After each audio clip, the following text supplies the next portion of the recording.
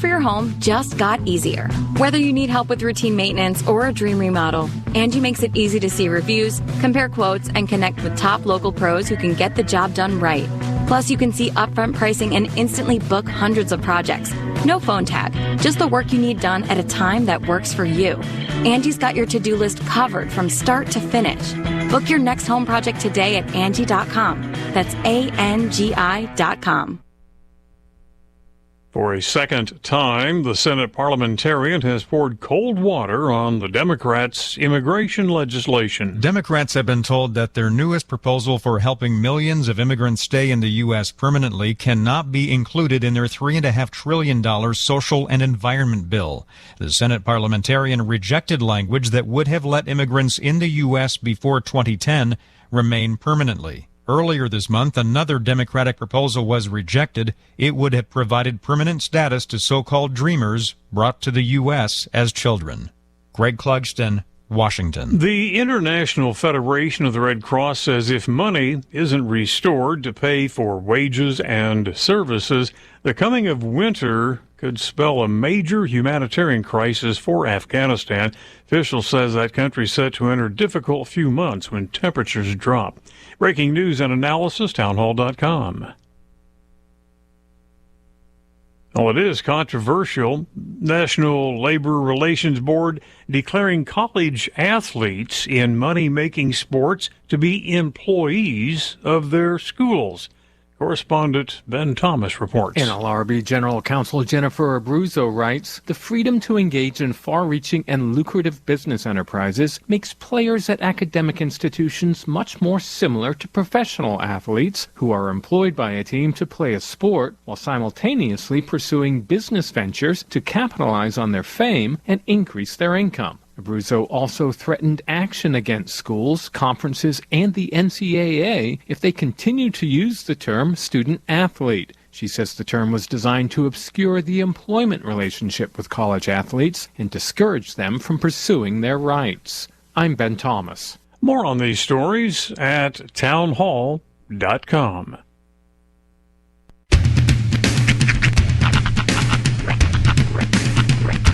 What in the wide, wide world of sports is going on here?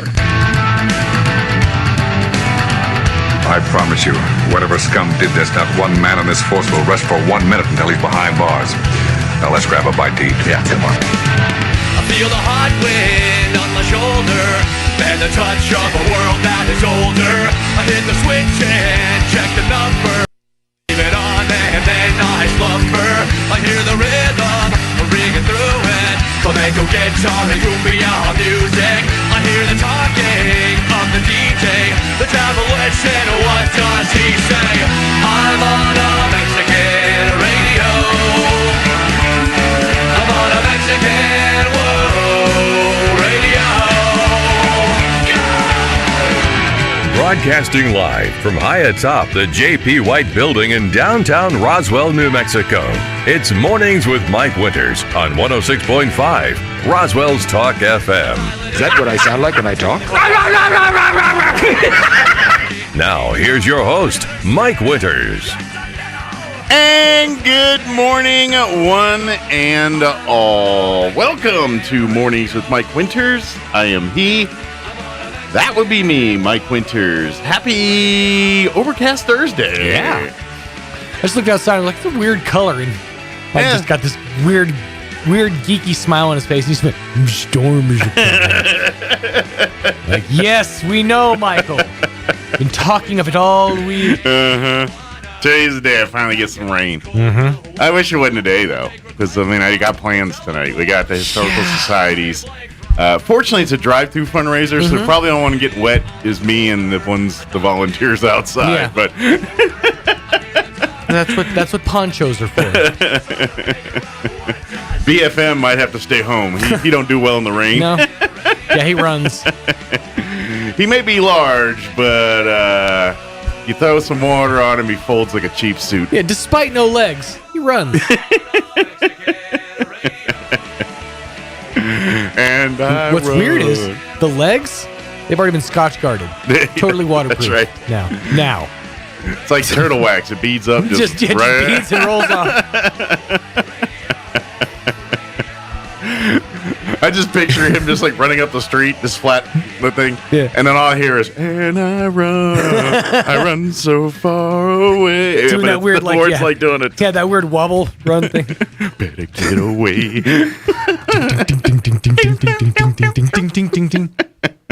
Well, happy Thursday, everybody. Yes. We actually got a plethora of stuff for you for today's show. We got not one, but two guests for this hour. We're going to talk to Paula Camp and Becky Joyce from Healthy Kids Chavez County this hour, get an update from them.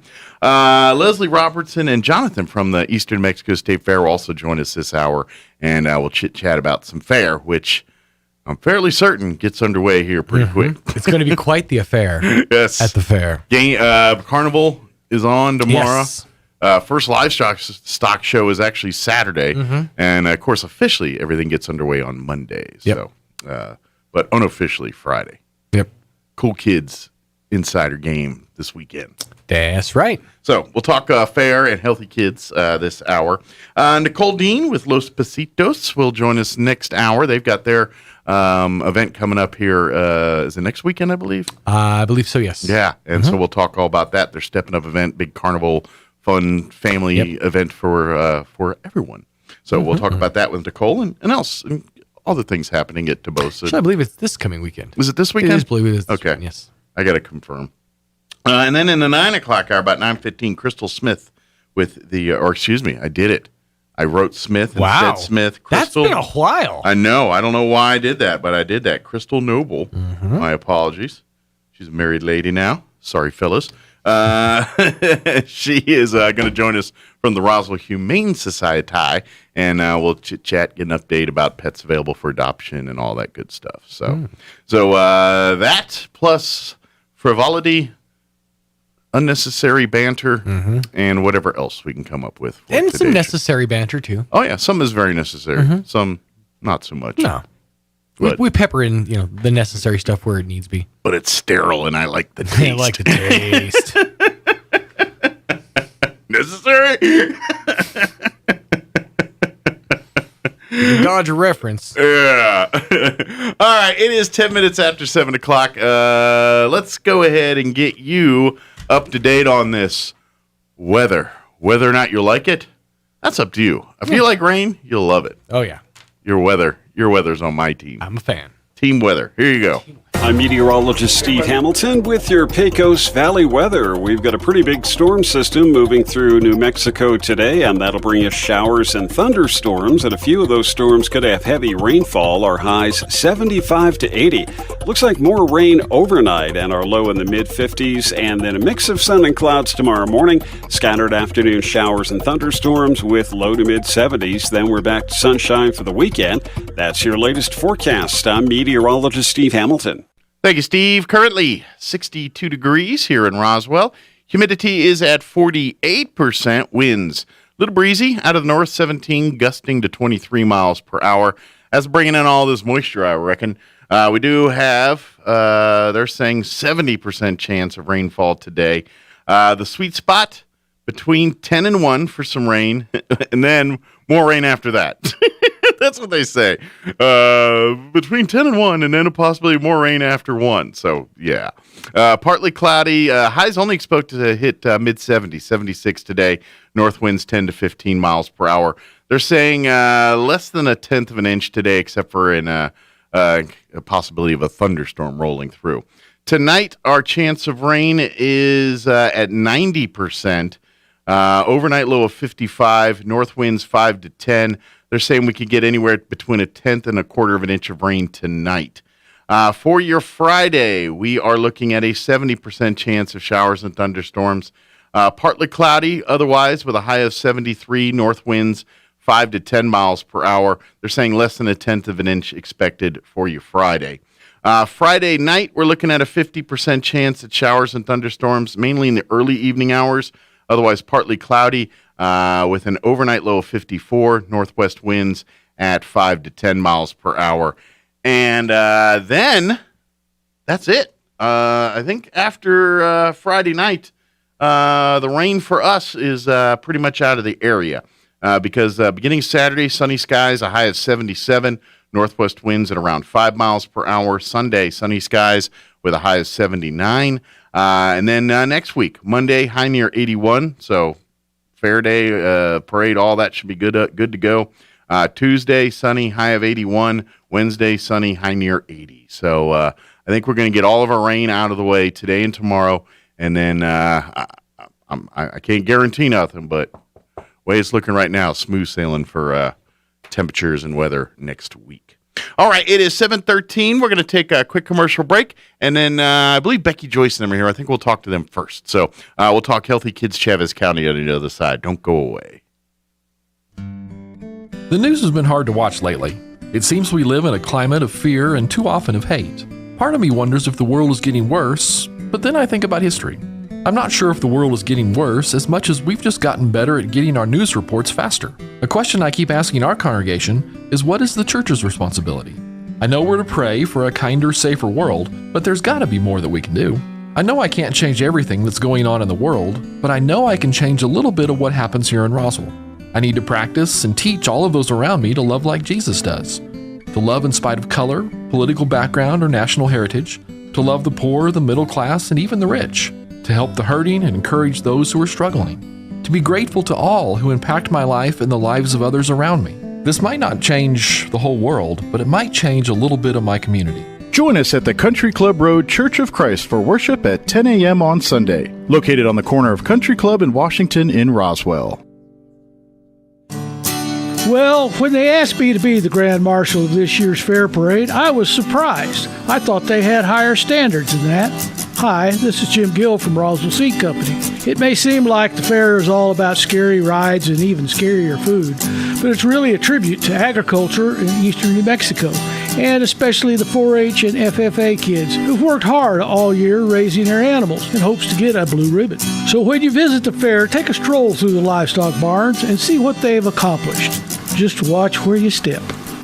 When you're not feeling well, the last thing you want to worry about is how soon you can get in to see your healthcare provider, or even finding a provider if you don't have one. Well, now you can feel better knowing that the Loveless Healthcare Center in Roswell offers same-day or next-day appointments for when you're not feeling well, or for checkups, annual exams, or any chronic issues that need attention. To schedule an appointment or to find a new healthcare provider, call 625-3222 today. The sun is setting on another summer, and that means savings for you during the end of summer clearance event at Richland Chevrolet. All this month, we're slashing prices across the lot. That means super low payments like a 08 Jeep Wrangler as low as $238 a month, a 2007 Toyota Tundra as low as $228 a month, or a 2014 Chevy Malibu for as little as $219 a month. Don't let the sun set on these savings. It's on all September long, the end of summer clearance event at Richland Chevy on West 2nd in Roswell. Ride for the brand. Amigo Machinery, your Chavez and Eddy County Kubota dealer, wants to thank you for your continued business and looks forward to working with the next generation that will rely on Kubota for service, parts, tractors, and implements. Amigo Machinery, proud supporter of the 99th Eastern New Mexico State Fair. Visit Amigo Machinery today, your Chavez and Eddy County Kubota dealer. Here's a Mornings with Mike Winters fun fact. Did you know you share your birthday with at least 9 million other people in the world? Your birthday isn't feeling so special now, is it? Here's Mike Winters. Hey, good morning. It is 16 minutes after 7 o'clock. And joining us in studio this morning from Healthy Kids Chavez County, we have Paula Camp and Becky Joyce back with us. Morning, ladies. Good morning. How you doing today? Pretty good. Oh, good. This thing didn't want to bend right on me. I was fighting me here. Here we go. Uh-oh. Good deal. I don't know. Maybe I'm feeling weak. I need to go work out or something. Oh, don't go overboard. I know. They know I'm kidding. Okay.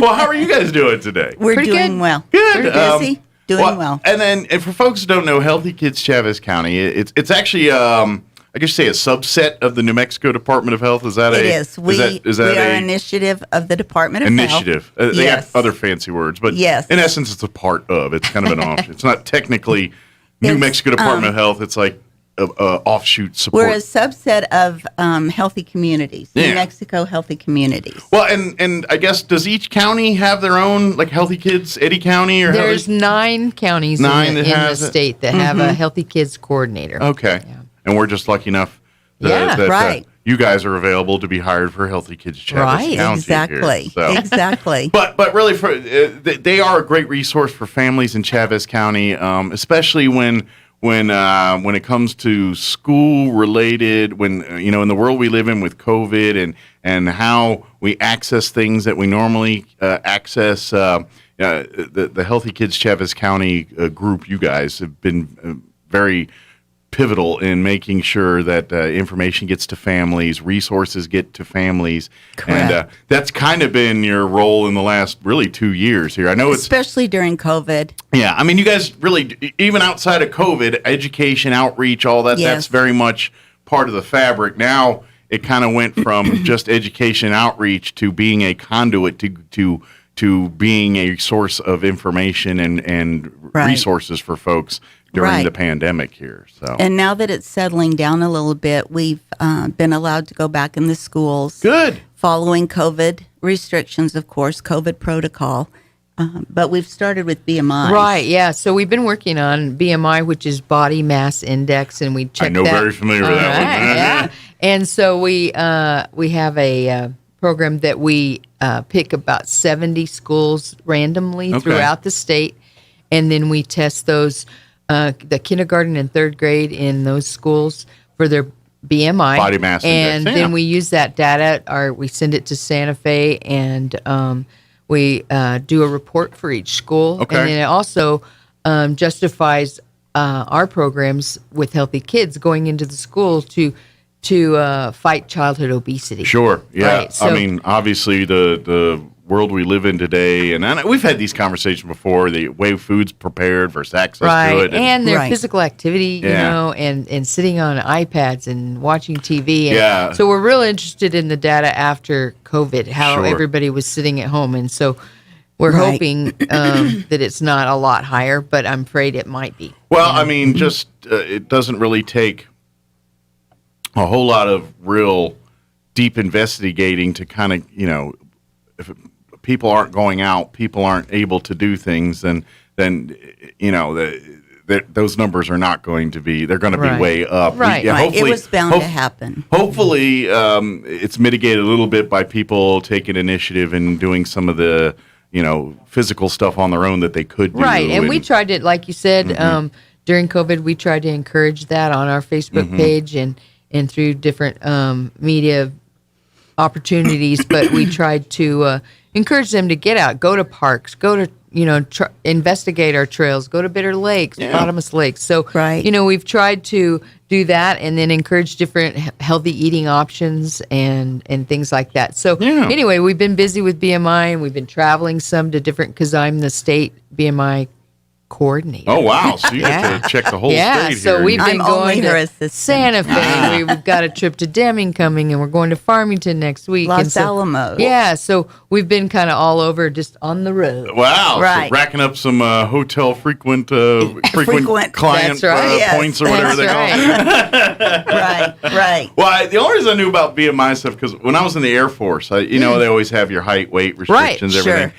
And I'm big boned. No, but no, I was never I think for being 5'8", I think my minimum weight was 184, and I'm always was floating about 10 pounds heavier than that. But where I was safe or not getting in trouble was my BMI, because if your weight was heavier than the specs, but your BMI was under 20%, then you're good to go. I see. And so I would get out under that mark. They'd be like, "Oh, well, your BMI is under 20. We don't have to put you on the program and all that." But that's how I lived and died by the BMI there for a few years. I'm like, all right, get on that treadmill. Becky also does training at the nursing colleges. Right. So we use the nursing schools throughout the state, about 7 different ones, to help us do those measurements. Because if it was just Paula and I and we're doing a school, I mean, it would take us quite a long time. You'd be doing it 24/7. Right. Yeah. Right. So we do that, and then some of our Santa Fe staff also helps with that measurement. But the nursing schools are great, so we do a training to teach them. We have to have the same protocol every place we measure, so the data is correct. Yeah. Well, there's different ways people measure BMI. Right, and we can't use different equipment. Some are more accurate than others, and the most accurate one. There's no way there's that kind of funding because you'd have to get the water tanks and all that. And, I mean, those are probably the most accurate measurement, but who's got that lying around to do that? But we have the same scales that we haul from place to place, and we don't use digital. And it's funny because we've been working with the nursing programs, and some of them have never seen those kind of scales. Really? Because everything's digital. And so they're like, young adults. They're 18, 20 years old. They've always had digital. Yeah. Because back in the day, I mean, they take the little pincher thing and the tape measure, and then you got to do some calculations. Right. That's how they always calculated your BMI, at least when I had to get it. So we don't have to do that, but we do use the same scales and same stadiometers and haul those from place to place. But we have these trainings with the nursing schools, and we couldn't do it without the nursing schools there. And we've had a great group this week. We've been doing 4 different schools here in Roswell this week, and they are Johnny on the spot. Boy, they are there on time, and they're dressed in their little scrubs with their name tags, and they've been fabulous. Yeah, they're fabulous. From, awesome. The college here at Eastern, and so nice. And they have a great nursing program. That's great. That's great to see. Oh yeah, they got best in the state, arguably. It's very good. Yeah. So we're just really appreciative that we can work with them. We also, the New Mexico Grown has come together to have a recognition committee for the state. We, how we always want to encourage New Mexico Grown people to purchase that, people to eat that with Graves Farms. And our cafeterias are so great in Dexter and RISD to purchase NM Grown. So the state decided to recognize school districts that work so hard to do this. Good. Dexter received a statewide Sprout Award. Nice. Yes, which we're very happy about. And they're coming up. Right. There's one before them, but I can't remember. A seed. There's a seed, a sprout, a blossom, and then the golden chili. Oh, yes, that's what we're aspiring to. Is the golden chili. So Dexter, we're so proud to say that Shelley Montgomery and her group got the Sprout Award. Nice. And then Kim Meeks here in the Roswell Independent School District received the Blossom Award. Oh, nice. And there were only 2 Blossom Awards in the state, Albuquerque and Roswell. Well, that's impressive. Mm-hmm. Absolutely. And the difference between the two is the gardens. Okay. Dexter doesn't have any gardens at their schools yet. So she's going to be up for the going up the next level here when the garden's getting placed. Sure, and we're always ready to work with any school with the garden. Yeah. But Roswell has their gardens, and they take the harvest, and the cafeteria cooks it and brings it back to the kids. That's cool. So that's the whole process they see that the we full want the circle kids to see. From in the dirt to in their mouth. Right. Pecos is famous for their carrots. Yeah. They've had tons of carrots. And beets. And beets. And Dr. Ryan has told us they have more carrots, so we'll be harvesting more. Well, and then I should see that coming. At Nancy Lopez, Kim Meeks is their garden champion. And they Kevin. Oh, I'm sorry. I said Kim Meeks because okay, never mind. Kim Kevin. Thank you, Beck. They had cucumbers. And so they did a taste testing with the cucumbers. Then they made pickles. Oh, cool. So they learned a little bit of the pickling process. Exactly. And then they got to eat that. Right. They also have herbs, and they're going to make pesto. Nice. And they made salsa. Yes. Oh, wow. They made salsa. I know. She's been getting after it. That's great. And the kids so we're are just so proud loving of it. them. Yeah. So proud of them for working so hard. And, that's such a life learning. Well, if we got a whole classroom of chefs going on there, you know how it happened there. All of a sudden they got exposed to the garden. That's exactly. Great. That's right.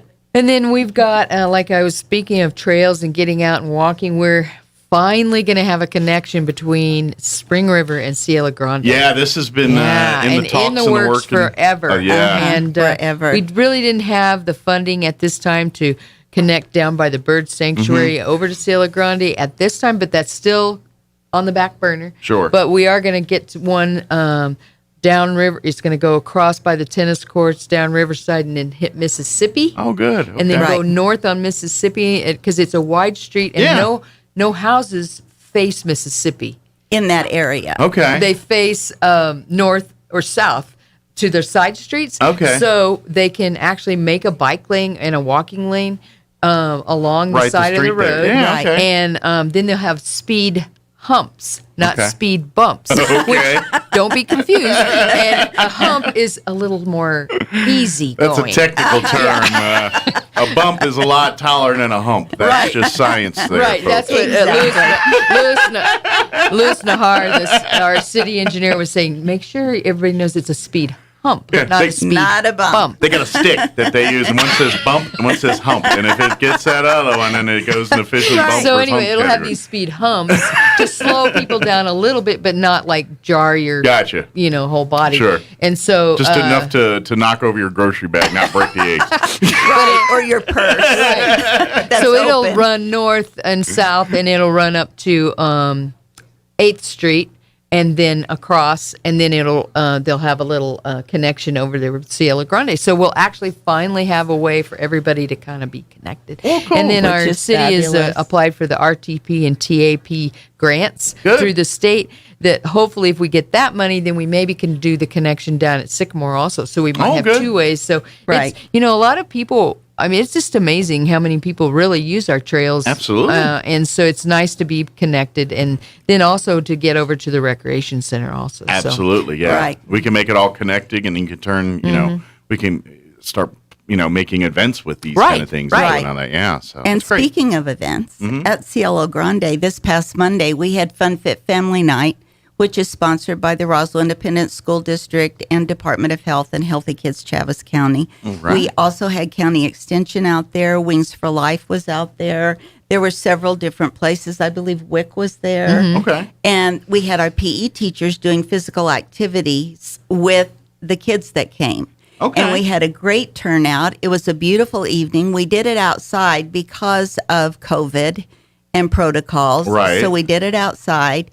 And Kelly Harper from Roswell Food Service, the Roswell Independent School District Food Service, served over 500 fruit cups. Wow. So I know we had 200 and some children, and I'm guessing they each brought an adult or two. Right. And siblings. Yeah, I think there were more than 500. I mean, there were tons lots of people. out there. And the So- weather was so nice, and people are just glad to be out Sure. and about. They want to live life again. They do. So they're really excited to go to these things. Awesome. Well, good. Well, I'm glad to see that. And of course, we Right. got the fair coming up here next week. Which so is so exciting. get out there and get to visiting the booths and things, and See the animals, see the see the arts animals, and crafts. see where your food comes from. And we're going to have a little, we have a window out there. So look for the Healthy Kids Chaves County you guys window. in the education building there? Education Very building. good, yeah. And we'll be supporting the 5210 program in that. Awesome. So, yeah, we're excited about the fair.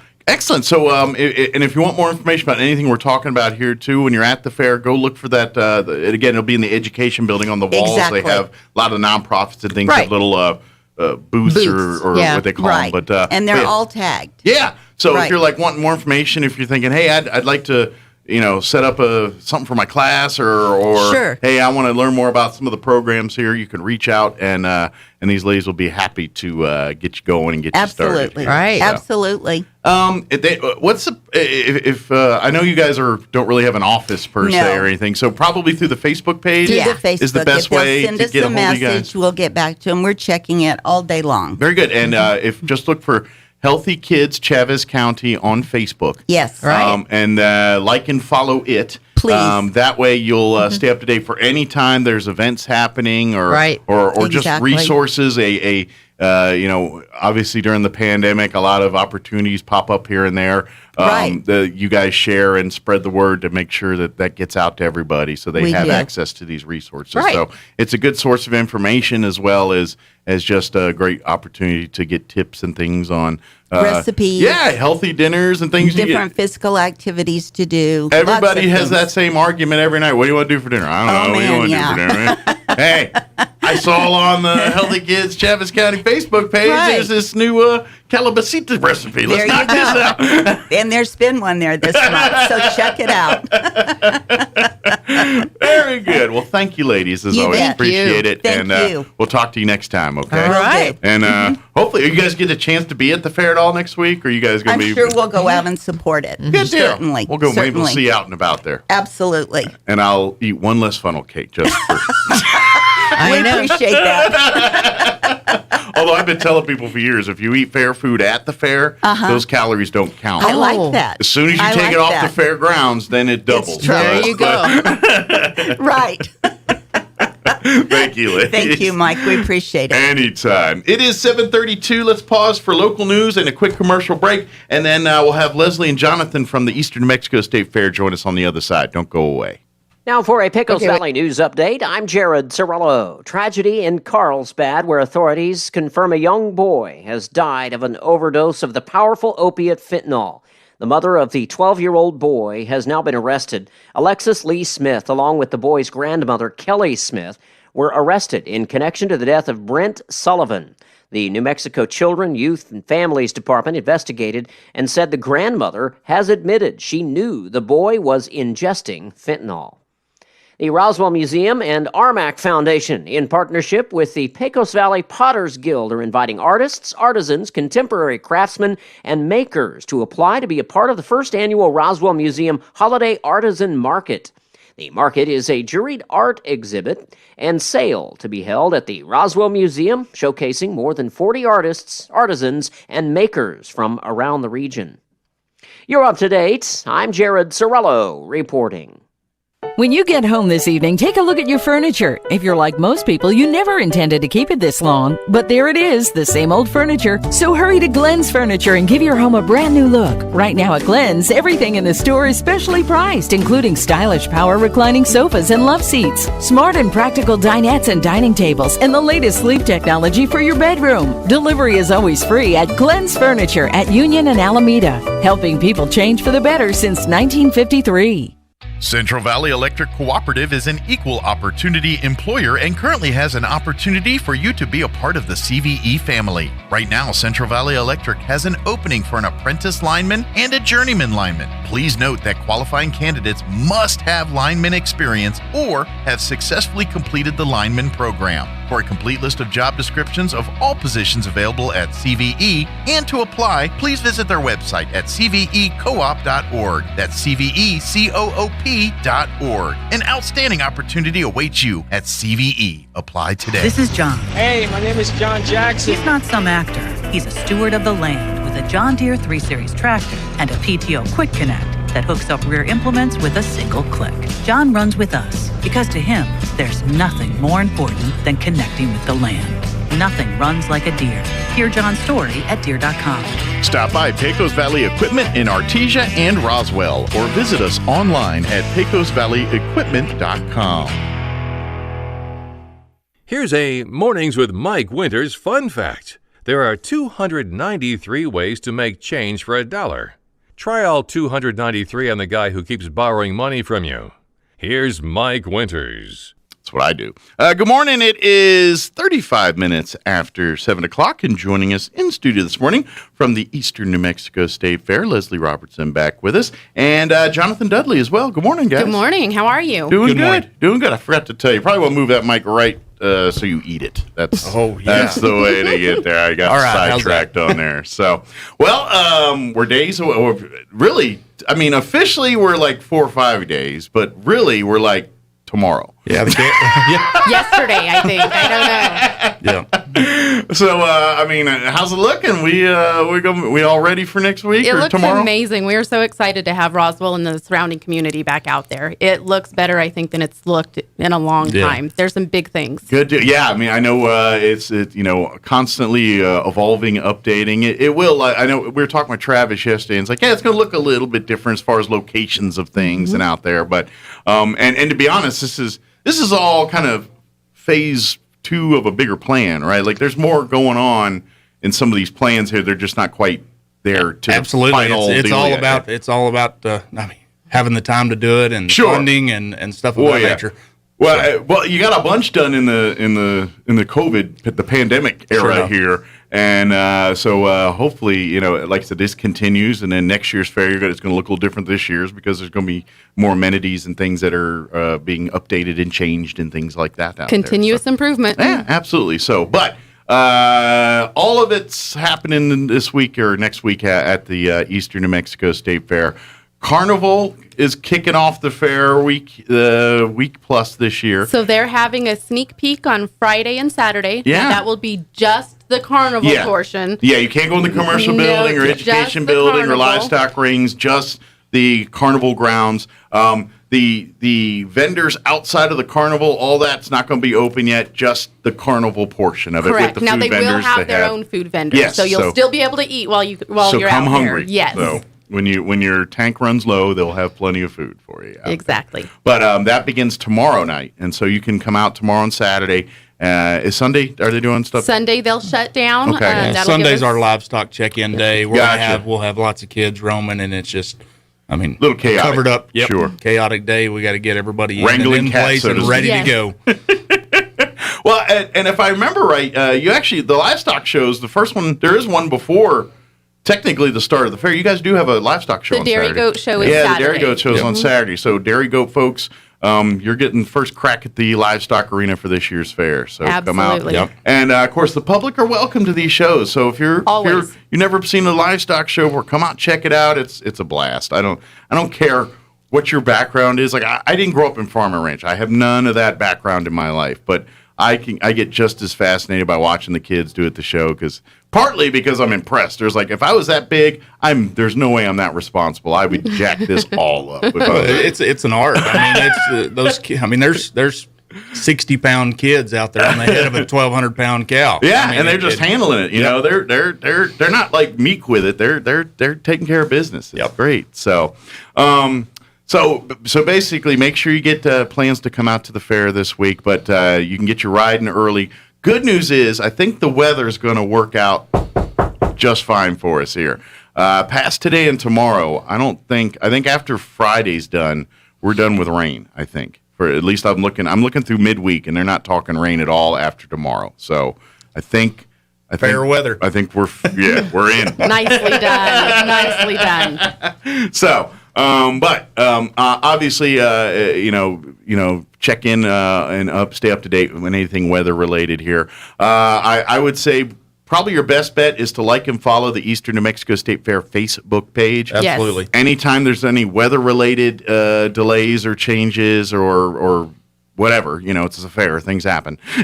Yes, anything we have to move or cancel or change locations, all of those things, Facebook's going to be where you see it first. Yes, that's where you get parade it first. lineup, nobody panic. It will be up before the start of parade, sometimes not until Saturday or Sunday. That's okay. It will be up, and it'll be up on Facebook first, Yes. and then on our website. Very good. So that like and follow that. That way you're going to get first access to whatever information the fair puts out for everybody to receive here. Now, I know, Jonathan, one of the things we definitely want to talk a little bit about is 1 week from Saturday. Yes. Will be the junior livestock auction for the Eastern New Mexico State Fair for this year. For the kids that make the sale. Yeah. Yep. This is that's kind of like the crescendo, the big grand finale of the fair. This is we all love the concerts and the rides and the food. That's what draws people to come out to the fair and everything. But the real purpose of this fair is those kids and that livestock shows and them basically learning their trade and becoming, learning what it's going to take for when they pursue careers in agriculture, wherever that goes. But they're kind of learning their chops right now. So that livestock auction for many of these kids, if they get into the sale, that money is their college seed money, depending on their age. Sometimes it's money for their next project if they're younger kids. But for your teenagers and things, that's all paying for college. So it's great to have folks participate. I know we joke, and it's every year, and I would say joke because it's not a joke, but every year they set record numbers as far as monies raised and things. But something that, and I know we talked about this, Leslie, is we want to to let people know. If you want to get involved in support, you don't have to be a rich person to spend. No, absolutely not. Drop 20 grand on something like, no problem, I'll cut a check for that. Yeah. Most of us can't do that, and I know that. But if you want to get involved, there's buy-ins, there's add-ins. Add-ons. Hey, I only got $20. No problem. Throw it to this one, and that's awesome. And every little bit like that helps. So please don't. Just because your wallet's a little lighter than everybody else's, trust me, my wallet just like y'all's wallet on that. But what I'm saying is, don't let that intimidate you. If you want to help and get out there, please come out. If you want to be a part of it, just come out there. There's plenty of buyers groups you can jump in and be a part of. Yeah. As well as, like I say, the add-on table there. It's a huge add-on. I mean, it's great. I mean, it's a great way.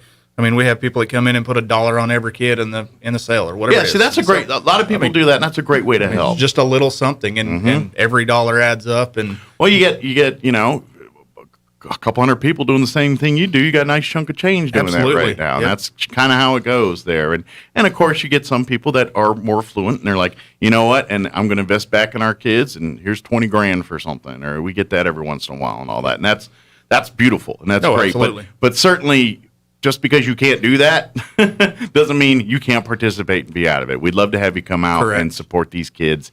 Give them $1. Just come out and cheer them on in the various shows throughout the week. Any of that support is helpful. Just come out and enjoy it, and come out and watch and hear the names of the local businesses that support these kids. And Absolutely. Then I mean, go out and support those local businesses that are there helping fund those kids' futures or their future projects.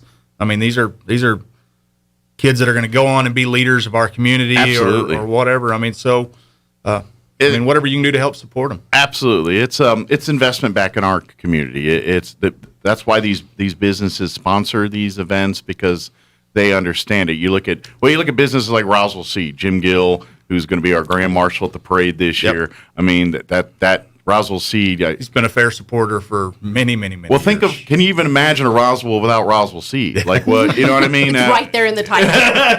It's part of the fabric of this community, and obviously the Gill family and many families like that understand that and say, because let's face it, if we don't support the ag industry here, how is it going to be supported globally? You know what I mean? In our own backyard, if we don't support our because they're certainly not getting that support globally. They want their product, and and they'll pay the least amount of money they possibly can for it, but they want that product. But it takes us, the locals here, to make sure that they not only have the resources, but also the people and the future of it. Because, and I say this every time, and people get tired of hearing it, I'm sure, but demand's growing up and people are going down in the agriculture industry. That's just the way. We get more people on the planet every year, more mouths to feed, less people gathering and collecting the food to do that. And they're going to have quite, the generations now have quite the task of making that happen.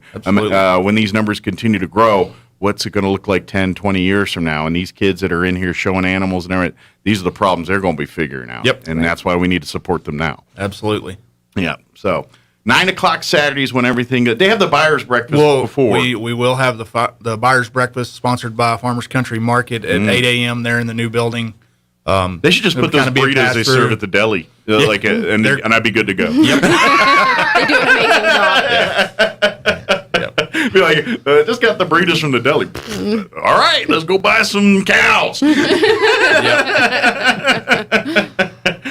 I do want to mention this. Of course, the livestock shows and everything that they'll be going on all week throughout the days. Almost all of the shows, I think there's one or two that won't be just because of locations and things, but will be filmed and things like that. So locals, please come out to their show rings and support these kids locally. But obviously, families don't all live in Roswell. Sometimes they got uncles and aunts and grandmas and grandpas that live in Texas or Oklahoma or Colorado or back east somewhere or something.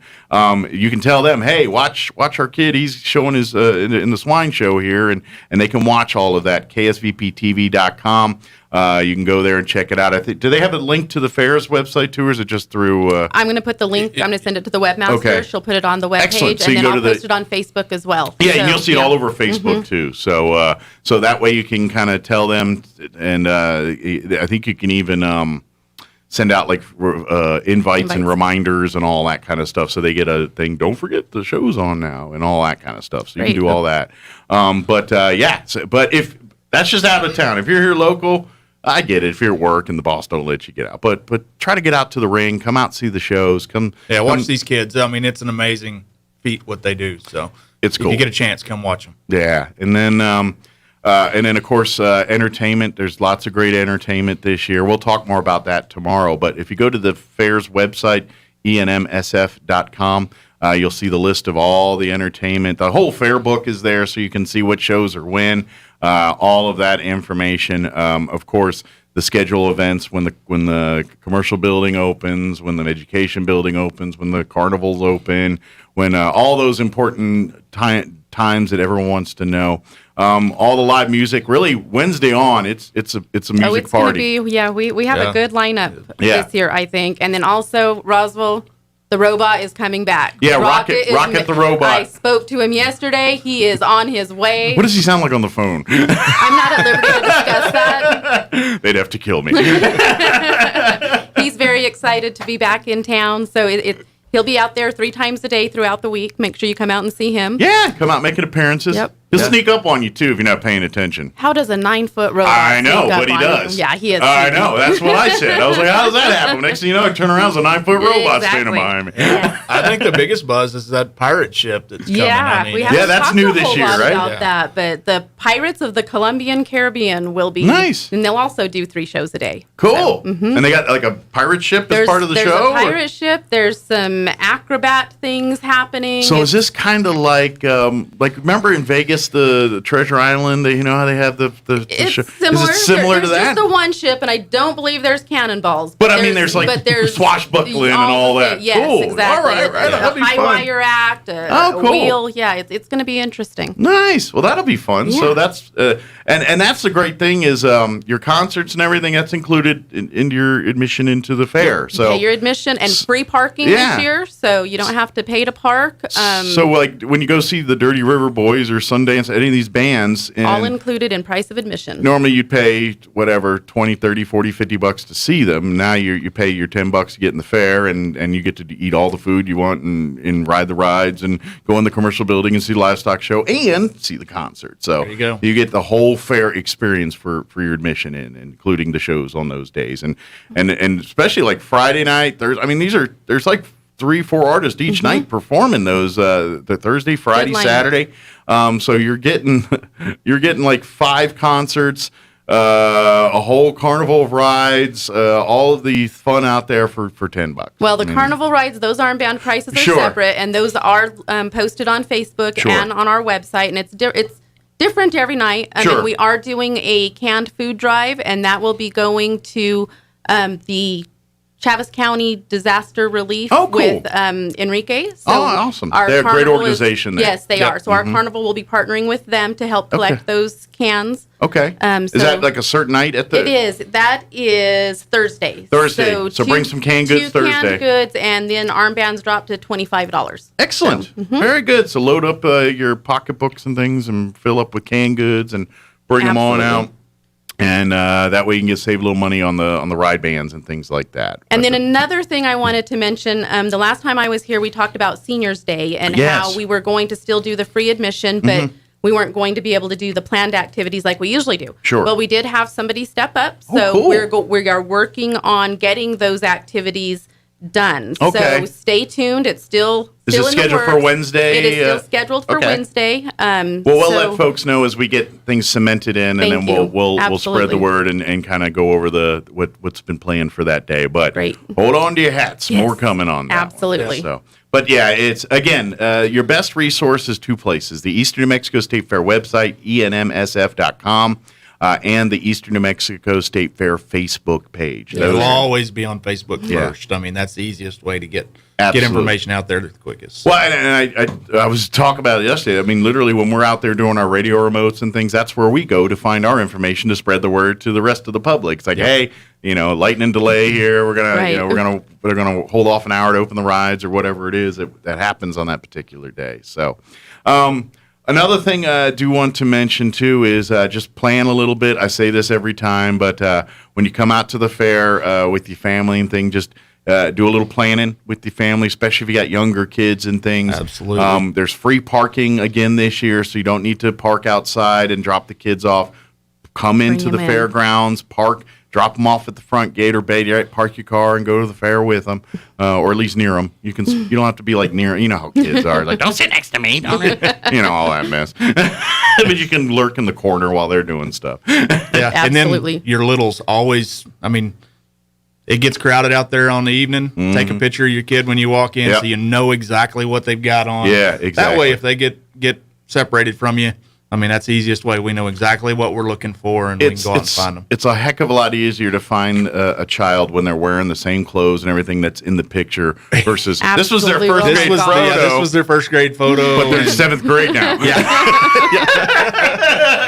And a reminder that Search and Rescue has a booth in the commercial building. They will do the armbands? tagging. That's in the commercial building. Very good. So go in the commercial. Yes. That might be first stop for families if you've got younger kids. It's a good idea. And they'll get an armband for each of the kids with your phone number on it or whatever you designate as a contact information there. Yep. And that way, if your children do get separated, hopefully a responsible adult sees the pink the armband there and says, "Oh, let's call that number there," and then we don't have to shut down the park and all the other things. And then also recommended, point out the safe places. The sheriff has his mobile unit out there, RPD, fire department, and of course the office, always a safe place. We'll keep them in there until we can reunite everybody. So absolutely. You see any fair staff or any obviously law enforcement or security person, anybody wearing a badge. I mean, all our fair board members will have badges on. Of course, we got our normal law enforcement. So, and if if you get too separated, head towards buildings and then go into buildings and find me, to tell your kids, I say the best thing is kind of like we said, pick a landmark, whatever it is out at the fair or a place where all right, we get lost, go to the Ferris wheel, or we get lost, go to the commercial building, or we get lost, go to, wherever, livestock ring or whatever it is. You pick a spot that's easily to central located. That way you can, but if not, lose your children, reach out to any of the fair staff, police officers, and they'll go into action. And they've got a very well practiced, well rehearsed protocol that they use every time that a child is lost out at the fair. So, sure enough. And unfortunately, they gotten good at it because they have to do it a lot. So let's mitigate. Let's mitigate it a little bit. And I get it. It's a sensory overload because there's so much bells and whistles going on. The kids are like, woo! And next thing you know, you turn around and they're gone. And right. they got fascinated with a light or something while everyone else kept on walking to the next booth. We take the separation of our littles very seriously. We're always going to act with caution and to get them back where they belong. Priority one. Dropping your teenager off at the carnival and they don't meet you at the designated time is a whole different issue. So. Yeah. Well, we're trying to. You're just that. Then you get. That's when you get grounded and curfews. Right. You're dealing with. You don't have to mess with that stuff. So very good. Is there anything we missed? Anything we want to? I do want to say that going back to the sale, I want to give a shout out to our vendors because they are really starting to see what happens on the junior livestock side of things, and now they're starting to do add-ons for the kiddos in the sale, kind of as a thank you for us having the platform there for them to serve the community. So they're giving back a little bit. So that's awesome. It's all about community, and they've done a great job of pledging some money towards the sale. Well, that's great. That's great. Again, like you said, it is that take a village type mentality we have. And then Baymont Suites, they are putting up a lot of our judges and our entertainment, and so very good. Yeah, people don't think about that. I mean, the judges for all these shows and things, they're not just not laying around in stores out here. Right. You got to go track them down, and there's certain people that are. And I'm sure there's quite a bit of training and qualifications for them to say that they are a certified, judge, and I'm sure they're not a dime a dozen here. Nope. They're probably pretty hard to track. They fly in from all over the country to come out here and judge these animals and these kids. So. Yeah, is that kind of what they do for a living? Like, is that a job? A lot of them for those guys. I mean, can they make a career out of doing that? Mm-hmm. Interesting. Pretty steady. Yeah. Interesting. I don't know if I'd like that. I mean, it'd be fun to travel and everything, but. What do? I pick up chickens and stare at their butts all day. I mean, I don't know if that... There might be a little more to it. I think there's a little more to it than that. Probably I might be, But although it would be fun to tell people that. Well, thank you guys very much. Absolutely, thank you. And of course, we'll talk entertainment tomorrow, Yes. so tune in for that. And get on out to the fair. Eastern New Mexico State Fair starts, the carnival and everything, sneak peek start tomorrow. ENMSF.com is the website, or the Eastern New Mexico State Fair on Facebook, your two best sources for information for everything fair related. So, Absolutely. Good deal. Well, thank you guys. I'm Thank sure you you for got having us. 27 fires to stop out, so we'll let you go do that. So we'll talk to you again later. Great. All right. Thank you. Appreciate it. Thank you. Appreciate it. All right. It is 7:57. Let's do a Southeast New Mexico sports update. I got time for that and your business update. Don't go away. It's time for the Southeastern New Mexico Sports Report. We've got a district opener tonight in boys soccer. The Goddard Rockets at 8-5 will be visiting Artesia, which is sitting at 8-4-2. That starts at 6 o'clock. And volleyball teams around here are nearing the opening of district play as well. In the meantime, that'll be next Tuesday, by the way.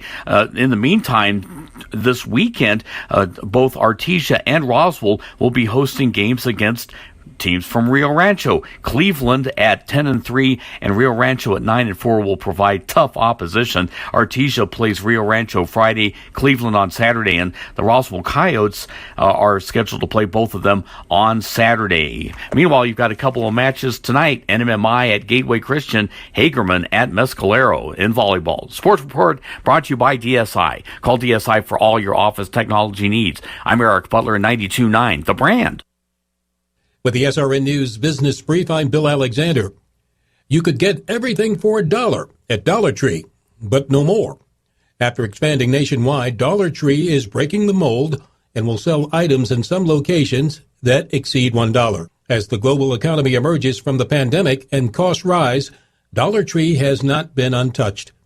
Russian authorities have arrested an executive of a top cybersecurity company on the charges of high treason, a move that has sent shockwaves through Russia's business community. A court in Moscow on Wednesday announced a ruling to place Ilya Sakov, the founder, in custody for 2 months pending an investigation. On Wall Street, the Dow up 90 points to 34,390. The Nasdaq down 34 to 14,512. And the S&P 500 up 6 points to 4,359. With the SRN News Business Brief, I'm Bill Alexander in Washington. Here's a Mornings with Mike Winters fun fact. There are 293 ways to make change for $1. Try all 293 on the guy who keeps borrowing money from you. Here's Mike Winters.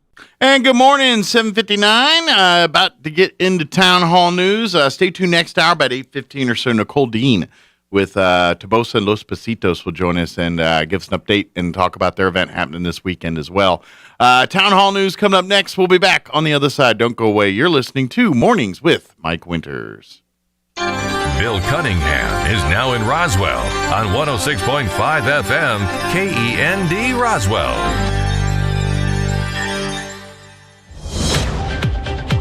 News this hour from townhall.com. I'm Jason Walker. Number of Americans applying for unemployment benefits has risen for the third straight week. The Labor Department says claims up by 11,000 last week to 362,000. Commerce Department says the economy expanded at a 6.7% annual pace from April through June. That is a slight upgrade of its previous estimate of last quarter's growth. Two moderate Democratic senators holding up passage of President Biden's economic agenda. Congressional Republicans are squarely against the president's plan to spend $3.5 trillion to expand government health care, education, and other programs. But it's Democratic Senators Joe Manchin of West Virginia and Arizona's Kyrsten Sinema who say the price tag is too high. They are publicly quiet about a number they can live with, and they've been talking to the White House about trimming the size of the bill. Greg Clugston, Washington. The last miners trapped below the surface of the Totten mine in Sudbury, Canada, are now safe. United Steel Workers local president Nick LaRochelle says the miners climbed a series of ladders with the aid of rescue teams. A long 400-foot ladder with landings every 100 feet at a 72-degree incline. And then from 850 to 650, there's the vertical ladders once again. And then on 650 level, they got on the auxiliary hoist and were brought to surface. An elderly former secretary of the SS commander of the Stutthof concentration camp is going on trial in Germany on charges of more than 11,000 counts of accessory to murder. Prosecutors argue the 96-year-old woman was part of the apparatus that helped the Nazi camp function 75 years ago. More on these stories at townhall.com. One listener that stands out that I worked with was this older couple that was interested in refinancing. They reached out to a few different lenders. Their credit wasn't the best. I know some of these other bigger banks, you just won't hear back from them, which I cannot stand. Not everybody has the 780 credit scores, and just because you don't qualify at one time doesn't mean that you'll never qualify. I'll walk you through what you have to do, whether it's 2, 3, 6 months from now. Back to that older couple, we worked with them for months and months to improve their credit, and we were able to get the loan done. We were saving them hundreds each month, thousands of dollars a year, finally got themselves into a situation financially that they can handle, and they could start saving money each month for retirement. End of the day, they just could not be happier, which just put a huge smile on my face. We are United Faith Mortgage. United Faith Mortgage is a DBA of United Mortgage Corp. 25 Melville Park Road, Melville, New York. Licensed mortgage banker. For all licensing information, go to nmlsconsumeraccess.org. Corporate NMLS number 1330. Equal housing lender. Licensed in Alaska, Hawaii, Georgia, Massachusetts, North Dakota, South Dakota, or Utah. Amazon with a new high-tech product. Amazon's new robot can hear, see, and follow you around the house, but it's no Rosie the robot. Amazon's version, called Astro, doesn't cook or clean like the animated character from The Jetsons. But it can check if you left the stove on while you're out or send an alert if someone enters the house it doesn't recognize. It uses cameras, sensors, and artificial technology to avoid walls or dogs. And Amazon said Astro will only get smarter as time goes on. The $1,500 robot will be available to customers later this year. John Scott reporting. A Georgia prisoner found guilty of murder in the 2017 killings of 2 guards has been sentenced to serve life in prison without parole. The jury could not agree on whether he should be sentenced to death. A death sentence in Georgia requires a unanimous jury. Breaking news and analysis at townhall.com. Coffee futures are spiking. Keith Peters has more. After hovering for years at lows sometimes near $1 a pound, coffee futures, the price large buyers agree to pay upon delivery months down the road, are now around $1.90 per pound. Factors including wild weather in Brazil, supply bottlenecks, and worker shortages have all contributed. Although most experts expect the rising costs to hit consumers by year's end, a spike in coffee prices on the international futures market doesn't always trickle down. One mitigating factor is the supply of beans large roasters already have on hand. Starbucks, for instance, says it has enough supply to get through this year and most of the next. Keith Peters reporting. Explosion in a Dallas apartment building. 8 people injured. That includes 4 firefighters. And now officials say 3 of those firefighters are in critical condition. More on these stories at townhall.com.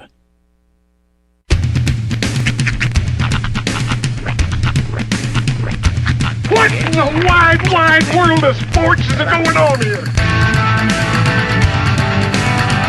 I promise you, whatever scum did this, not one man in this force will rest for 1 minute until he's behind bars. Now let's grab a bite to eat. Yeah, come on. I feel the hot wind on my shoulder and the touch of a world that is older. I hit the switch and check the number, and then I slumber. I hear the rhythm ringing through it. Flamenco guitar and cumbia music. I hear the talking of the DJ. The travel listen, what does he say? I'm on a Mexican radio. I'm on a Mexican radio. Broadcasting live from high atop the J.P. White Building in downtown Roswell, New Mexico. It's Mornings with Mike Winters on 106.5 Roswell's Talk FM. Is that what I sound like when I talk? Now, here's your host, Mike Winters. And good morning. It is 6 minutes after 8 o'clock. Welcome to hour number 2. The Deuce. Mornings with Mike Winters, right here on 106.5 Roswell's Talk FM. Happy Thursday, everybody. Sounds so much better than Wednesday or Tuesday or Monday. It's Thursday.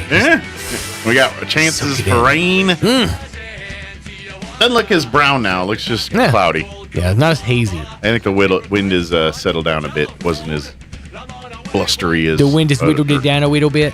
A little bit.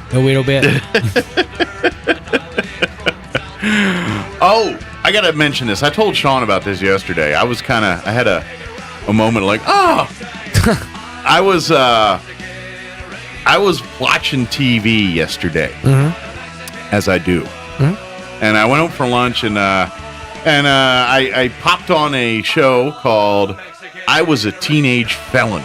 Yeah. And I'm like, yeah, I'm in. But I saw it was an Albuquerque thing. So I was like, oh, this is about that. And basically, the premise of the show, it's on Vice Channel. And so, it's in the title. They were a teenage felon. It's a story of somebody that was a teenager, and they were like, I've seen episodes where one was almost like drug kingpin level. I mean, they go, well, anyway, they did one on Albuquerque. Okay. And I didn't put two and two together till about 15 minutes into this show.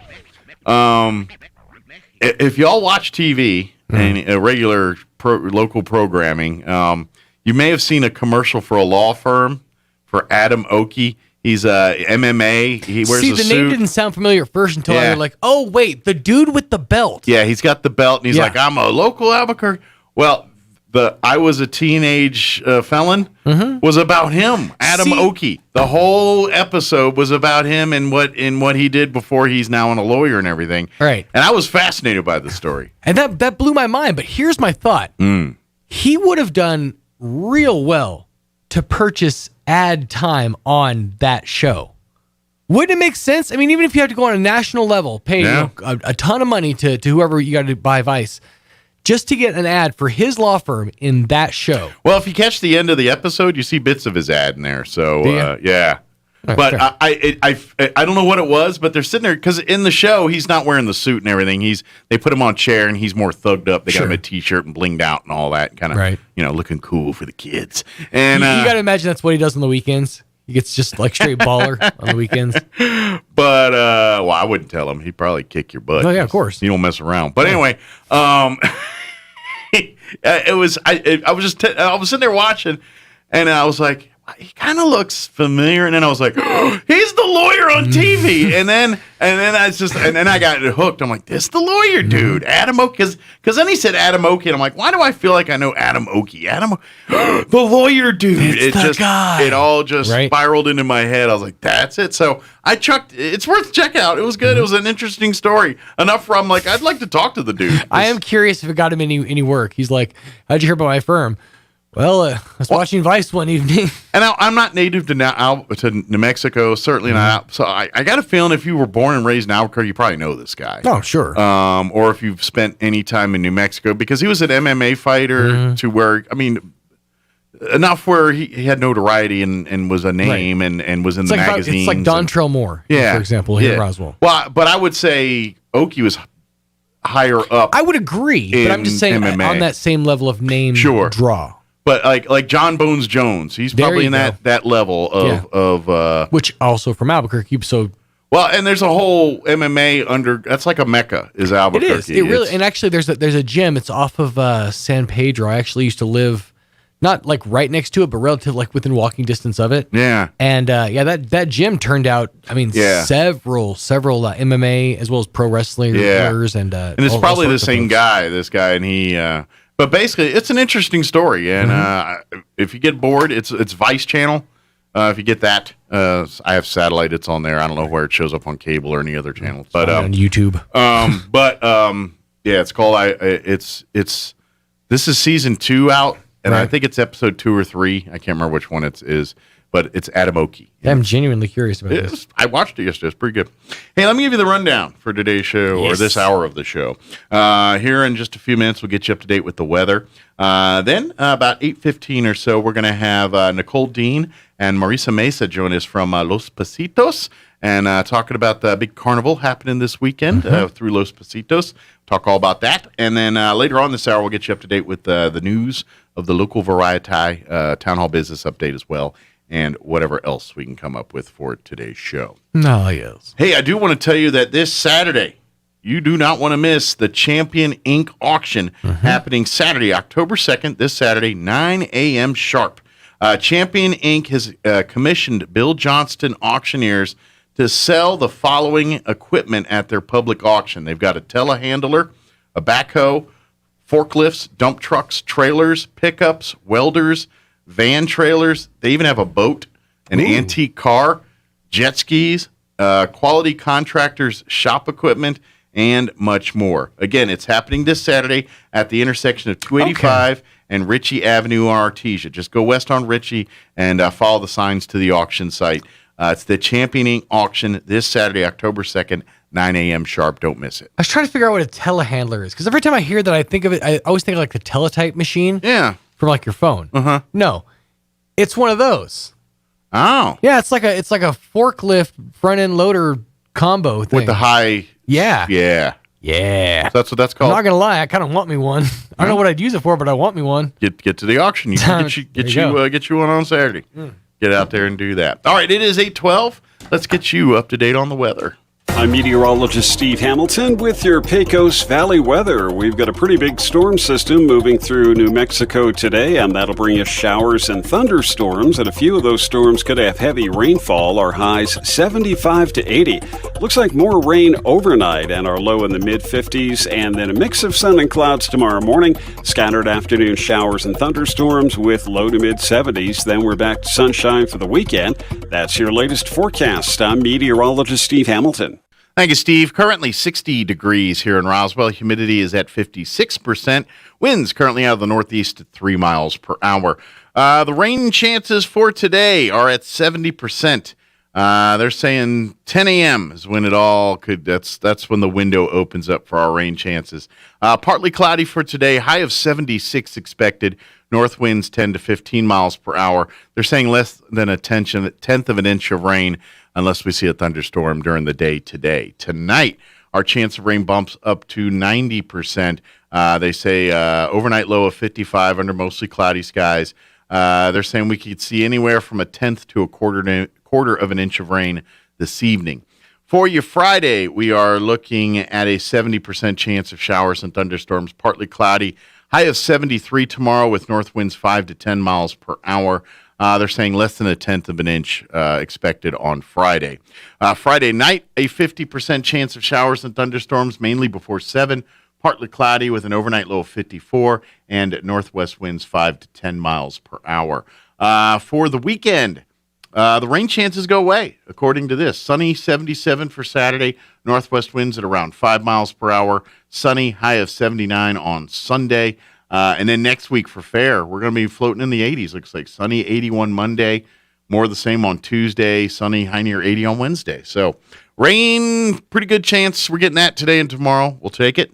And then looks like the sun will come out and open up for everything else we got planned for this weekend and beyond.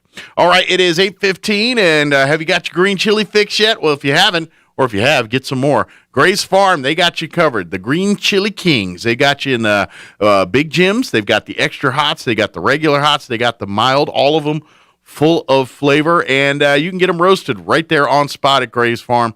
Of course, they've got the Gray's Farm and Garden Store, which, by the way, is now open 7 days a week, Monday through Saturday from 8:30 to 5:30, and then on Sundays from 1 to 5. You go there and you can get green chili. You can get a bag of it there at the store, or if you need more, you need a bushel or a half bushel, no problem. Gray's Farm's got you covered. And like I said, they'll roast it right there on site. And they'll ship green chili to anywhere in the U.S. Call them direct, 575-622-1889. Again, that's 575-622-1889. And let Gray's Farm ship green chili for you to anywhere in the U.S. I know what happens. I've got family that live all out of town. I got my brother, he lives back in Virginia, and he's a big green chili fan, so now I got to be his green chili mule. Not anymore. Call direct, 575-622-1889, and let Gray's Farms do the hauling for you. All right, it is 16 minutes after 8. We're going to take a 3.5-minute commercial break, and then we'll talk with the folks from Los Pasitos, talk about the big carnival this weekend. Don't go away.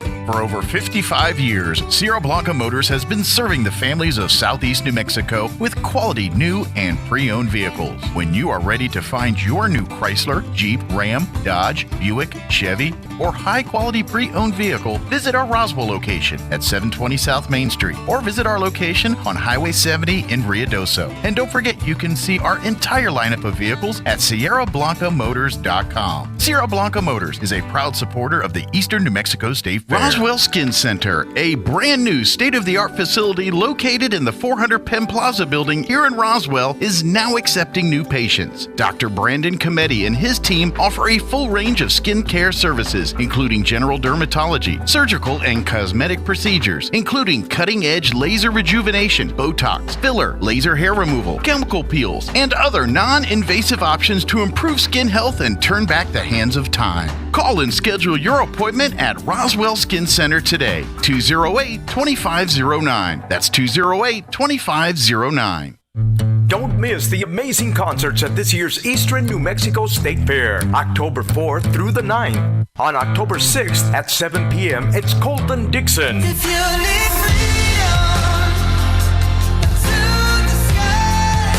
On October 7th, it's Grupo Maldad, Los Consentidos del Norte de Ciudad Juárez, and Los Tremendos León. On Friday, don't miss the Dirty River Boys. Used to walk down Santa Fe Street, had a quarter in my hand and a fake ID. Sundance Head. You're gonna love her, leave her. Wow. Jody Nix.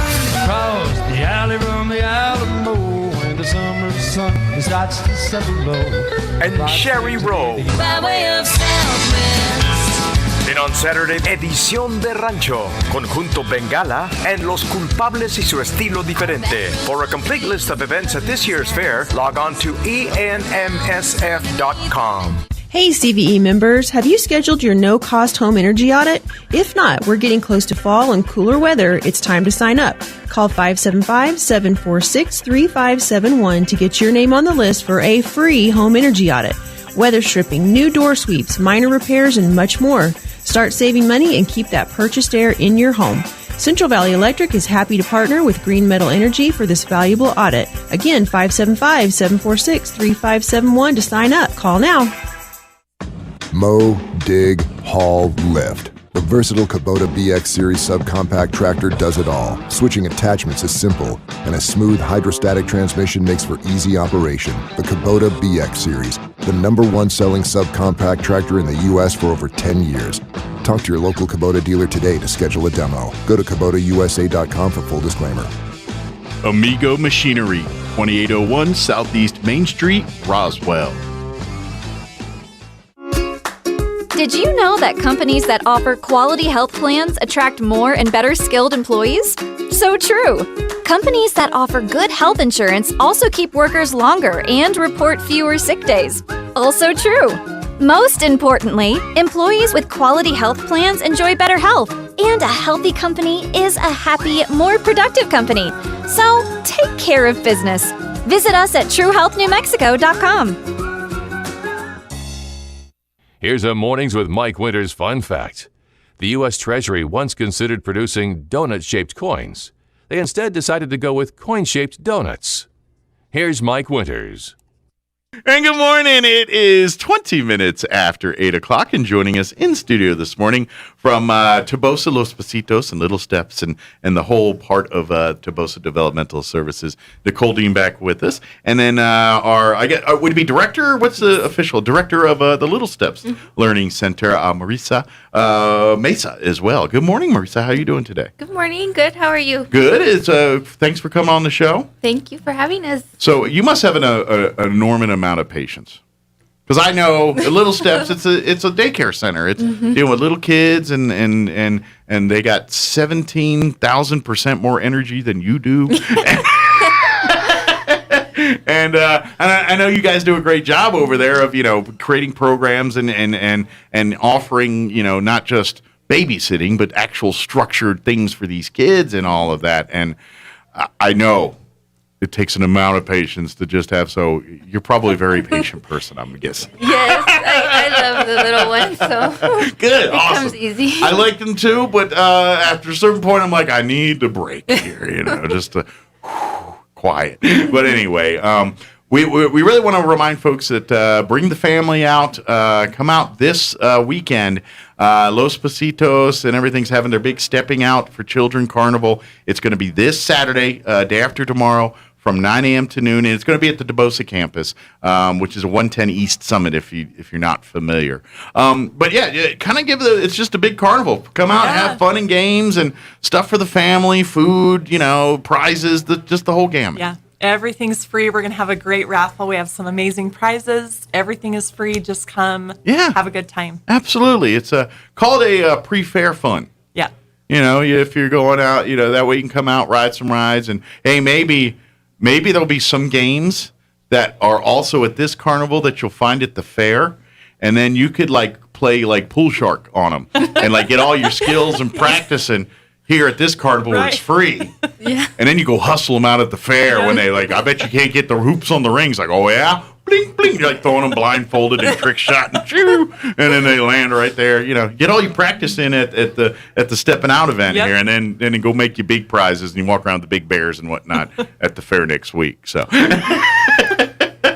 I'm training. Go away.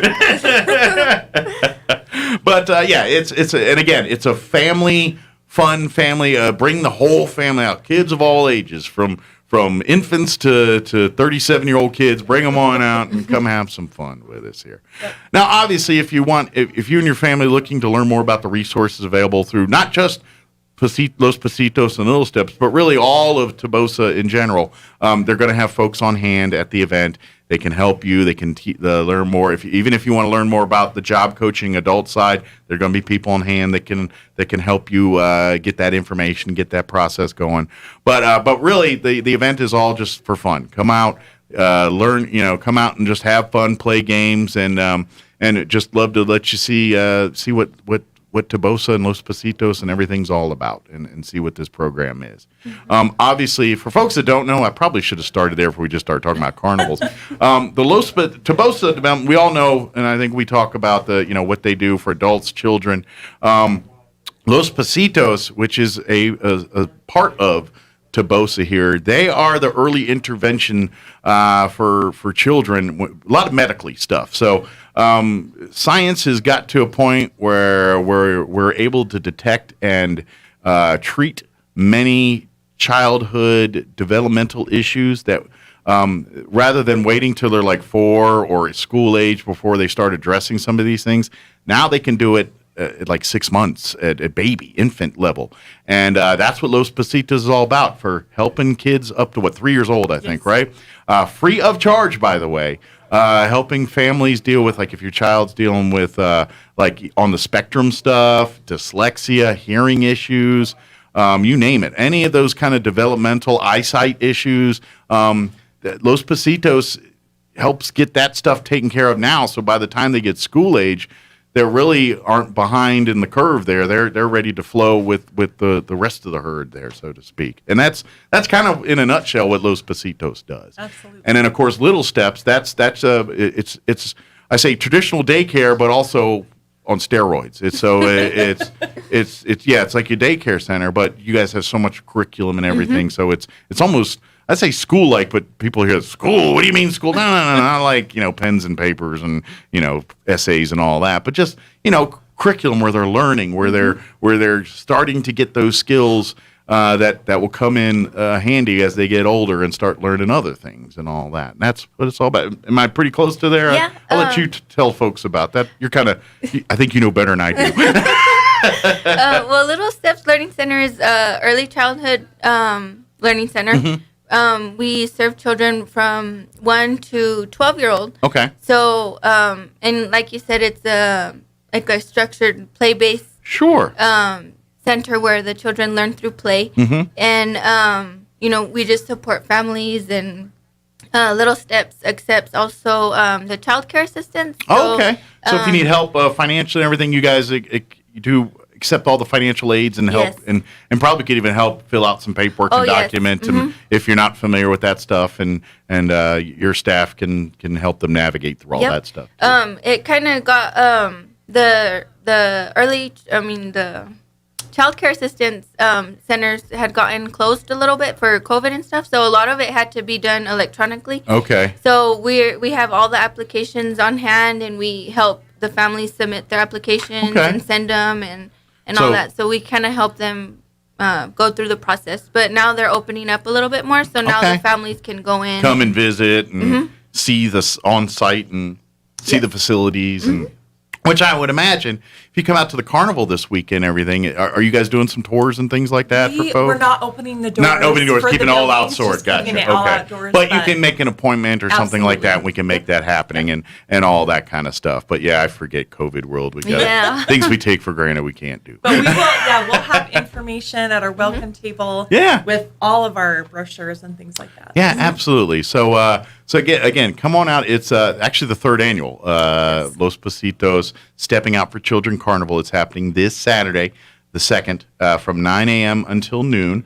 It is a come and go, so if you can't quite get there till 9:30 or 10, no big deal. We are serving lunch at 11. Okay, so if you want to get on the lunch, be there at 11. You guys doing like hot dogs or something? Sweet. Absolutely. Free hot dog lunch. And, of course, everything about the event on Saturday is completely free. Doesn't cost one dime. Come on out, bring the whole family, play some games, have some fun, win some prizes, eat some food, and who knows? And then maybe you get to learn some information and get some opportunities to basically plan the future for your family here with through some of the services available through Los Pasitos and Little Steps and Tobosa here. So, can if we don't mind, talk a little bit about like what you guys have on the horizon here with stuff and plan like at Little Steps. What's like, you guys work on curriculum and things. I mean, now that you're kind of opening back up, does it give you guys a chance to kind of do more and do things that are more like what you're expecting to do at Little Steps? Yes, we go through Focus, and it's a New Mexico curriculum. Okay. So our teachers are trained and everything through Focus. Okay. And so they have certificates and stuff through Focus. So, okay. And then we're able to start going on our field trips like how we usually do. Good. Which is something you really don't get with daycare, generally speaking. So this is part of that thing where we're saying Little Steps is that on steroids part I was talking about. We love taking our kids out into the community. Good deal. We used to take them out to like the library a lot, the zoo. We should be able to go back to the library now, and zoo's getting back up. So these trips will be able to happen again. Yes, this summer was lots of fun. Our after school program goes all out. They go somewhere like every single day. Good. And they take 3 large out of town trips. So nice. The after school teachers and kids were super happy that they were able to get back to. So they get a trip to Ruidoso or in the mountains, something like that, or some place that looks different than here. Yes. Yeah, cool. And so the parents give permission, and then the teachers are allowed to take them. We had to follow all the COVID safe. Sure. We had to wear our masks. You guys follow all the practices and protocols and procedures and hoops and all that. Yes. In order for the kids to go out, they had to follow all those rules, and they did really well. So and they are doing good. So excellent. Well, good. Hopefully, again, come out on Saturday. You can learn more about enrollment and all that, and that process. But that's where I think what's great about Little Steps and things like that. I know we have people and they do their home cares and there's some great stuff to all. I'm not gonna, but to get children exposed to the things they need so that they can progress and mature and learn. It's so integral, and I think that's where Little Steps comes in because you need that social interaction, especially in the world of COVID where it got mitigated really bad for the last 2 years. Yes. So I imagine there's going to be kids that are 2, 3, they're kind of behind the curve a little bit because they didn't get some of these opportunities. And so now we got to play catch up a little bit with some of these younger folks. So a thing like Little Steps can really get you ahead of that game. Whether you're trying to get your child back to that level on your own, let's incorporate the team at Tobosa to let us help you do that. And that's what Little Steps is all about. That's what Los Pasitos is all about. And to be honest, that's what the whole Tobosa Developmental Services is all about. So come learn more. Come out and be a part of it. Take a field trip. So I got to ask, like, if you, like, as the director, and I'm not holding you to it, but like, if you get to pick like your dream field trip that you could take the kids, obviously within reason here, where would it be? The water parks. Nice. Like I loved taking the kids because I used to be the 3-year-old teacher. Okay. And I enjoyed the splash pads. Okay. So recently they opened up that new one. The new one, on the south end. Excuse me. So I was real excited to get the teachers to take them to that new one. Oh, cool. Especially like the 2-year-olds because it's a little bit smaller at Carpenter Park. Yeah. And so that one was really nice. They had lots of fun there. They got to have a picnic and go play. Because the kids love playing in the water, so that's lots of fun. Yeah, absolutely. Yes. I got to be honest. If I had my druthers and could get away with it, I'd want an adult version of the splash pad. Oh, yeah. Except there'd be lots of lawn chairs and then those things that shoot around. Yeah. Maybe some coolers strategically placed. Why can't they make an adult splash pad? Kids look like they're having too much fun on that. I want an adult splash pad. Funding and get that happen. Let's get that up on a city council agenda here. Adults, I think that would be put it great. right next to the kids one, so the kids can go and have fun, and then the adults get their splash pad. Yeah. But, all right, so maybe we can. That's a very obtainable thing. I think we can maybe. Well, it probably won't be happening till warmer weather happens again because splash pad does have open times, and I think it's. I think it's relegated to weekends and stuff now till now the kids are back in school and everything. But yeah, that's the kind of stuff that really little steps, those pasitas, it's all part of that too. And I'm going to jump back and forth here, Nicole, with Los Pasitos.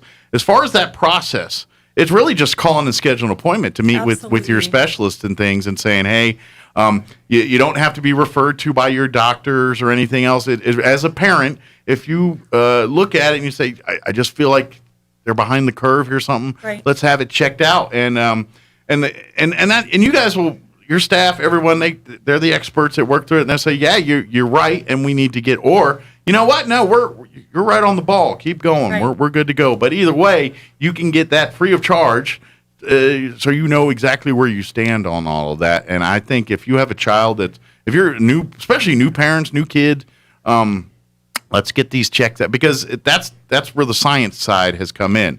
These are things that we really didn't know or know how to check. Certainly treat at that point. It's like the glasses one's the big one because I mean when we were kids, you never saw you were in school before you could get glasses. You just run around bumping into things, I guess till then. I don't know, but because of that now there's like my nephew, he got his first pair of glasses. He's like 1, and I'm like I was 30 before I got my. Yeah. You know what I mean? It's just and they're cool because they're all bendy and they don't make those for adults. That's another thing I want for adults. Right. Why can't I get blue flexi glasses like the kids have? Why can't I have that? Those things are durable. They're pretty fashionable. Maybe bigger for my head, but yeah, all of that. And that's Los Pasitos. That's where they're learning all that, and that's where they're able to help these kids at that age. So come out to the carnival Saturday. Yep. Let's play some games and eat some food and have some fun here. But then let's talk to the staff and say, you know what, I have a 8-month-old or I have some. Let's find out if we're where we need to be or do we need to get some special help here for our child. And that's what Los Pasitos does. So come out this Saturday. And then of course you want to learn more about Little Steps and. If you're tired of harassing grandma about the kids, because I know that fight too. I'm taking care of it. If you're done with that argument, go to and here's the thing. I'm sure grandma's a good babysitter. I'm not going to knock on grandma, but grandma ain't taking them field trips. Grandma maybe listens to the grocery store and it's like, you get what I'll get you. You know what I mean? Sorry, I was a kid once. Now your kid's getting structure, curriculum, things, and then at dinner time, what'd you do at Little Steps today? It's like, we went to the splash pad, we played a game, we met my friend Ted over here. That's the difference. So, is there anything else we want to mention? Anything we want to cover? I get on. We are offering evaluations at the event. Okay, so if you need, so you can get it done, taken care of. Absolutely. If someone's too distracted for 2 minutes, send him. because it's probably the husband. Go send him off to get some funnel cake or something, and then you guys take care of the business you need to handle. It's like, hey, go look at that bird over there, sweetie, and then you go take care of it. If you want, of course, if you can't make it out to the event on Saturday, but you definitely want to learn more about and talk with you guys, the website that's got everything is trytobosa.org, trytobosa.org. There, that's the main website. You'll learn about Little Steps. You'll learn about Los Pasitos. You'll learn about the adult program. You'll learn about everything that's part of it. If also on Facebook, and actually I think Los Pasitos has its own Facebook, if I'm right. Tobosa has its own Facebook, which kind of covers all three. Little Steps has its own Facebook as well. So you can follow them individually or follow the umbrella of them through. But those are the best places to like and follow to stay up to date on, especially if you have a child in Little Steps or whatever, and if there's any updates, changes, things. You know how life is, especially in COVID. Things happen. That's the quickest way to get information for that kind of stuff. Employment opportunities there too, and try Tobosa. So very good. Yeah, if you're looking to be a part of the team, we are trying to hire. So is it for all three branches or different? Like, is it adult side, just the Los Pasitos and Little Steps? Okay. Excellent. So looking for help. I think on Tobosa's side too. There as well. If the world we live in is accurate, yeah, probably. Yeah. We're always looking for bilingual. Oh, very good. So if you're interested in one of our positions, we would love Well, if you love working with people, if you love interacting and making impacts, that's I don't care what portion of Tobosa you work for, you're going to get that in there, whether it's working with the adults, whether it's working with the developmental issue side through Los Pasitos, or if you're doing some of the daycare stuff at Little Steps. All of that, you're making a difference here and helping out. So, again, trytobosa.org is the website. Is there I guess if you have questions about Los Pasitos and you like to do the phone thing, what's probably the best number to call for that? And is it the same as Little Steps, or is it different? Okay. Little Steps is 575-623-6402. Okay. And again, my name is Marisa, and Angelique is also the administrative assistant, so she can help parents walk through all that and very good, like that. Absolutely. And do you know the Los Pasitos number, or we're gonna have to? I have it. Okay, good.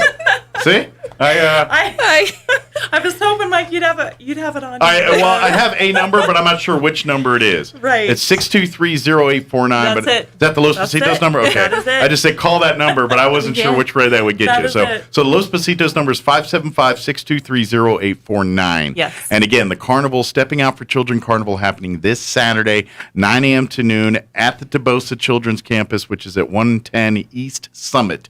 You can put that in your GPS or just head on over if you've been by it 1,000 times. Come out, bring the whole family, free food, fun games, the whole nine. Learn more also about Little Steps, Los Pasitos, all that really Tobosa does. And of course, just come out, have some fun. It's free. Don't need to bring anything other than yourselves and the family. And come out and ready to have some fun here. So good deal. Well, thank you, ladies. Appreciate it. Mike. And we will talk to you again soon, I'm sure. All right. Take care. And have fun. Thank you. Give Marisa, she's going to go record her first ad now. So she's nervous, but she'll be just fine. So just if Sean gets too lippy in there, just punch him. He's all right. He can take it. He's a big, strong man. So I'm just kidding. You tell people to hit me. Thank you, ladies. I appreciate it. Thank you. It is 8:40. Let's go ahead and pause for local news and weather. Don't go away. Now for a Pecos Valley news update, I'm Jared Cirillo. Tragedy in Carlsbad, where authorities confirm a young boy has died of an overdose of the powerful opiate fentanyl. The mother of the 12-year-old boy has now been arrested. Alexis Lee Smith, along with the boy's grandmother, Kelly Smith, were arrested in connection to the death of Brent Sullivan. The New Mexico Children, Youth, and Families Department investigated and said the grandmother has admitted she knew the boy was ingesting fentanyl. The Roswell Museum and Armac Foundation, in partnership with the Pecos Valley Potters Guild, are inviting artists, artisans, contemporary craftsmen, and makers to apply to be a part of the first annual Roswell Museum Holiday Artisan Market. The market is a juried art exhibit and sale to be held at the Roswell Museum, showcasing more than 40 artists, artisans, and makers from around the region. You're up to date. I'm Jared Sorello reporting. Here's a Mornings with Mike Winters fun fact. Due to extreme pressure and weather conditions, it literally rains diamonds on Neptune and Uranus. Stop snickering because I said Uranus. Here's Mike Winters.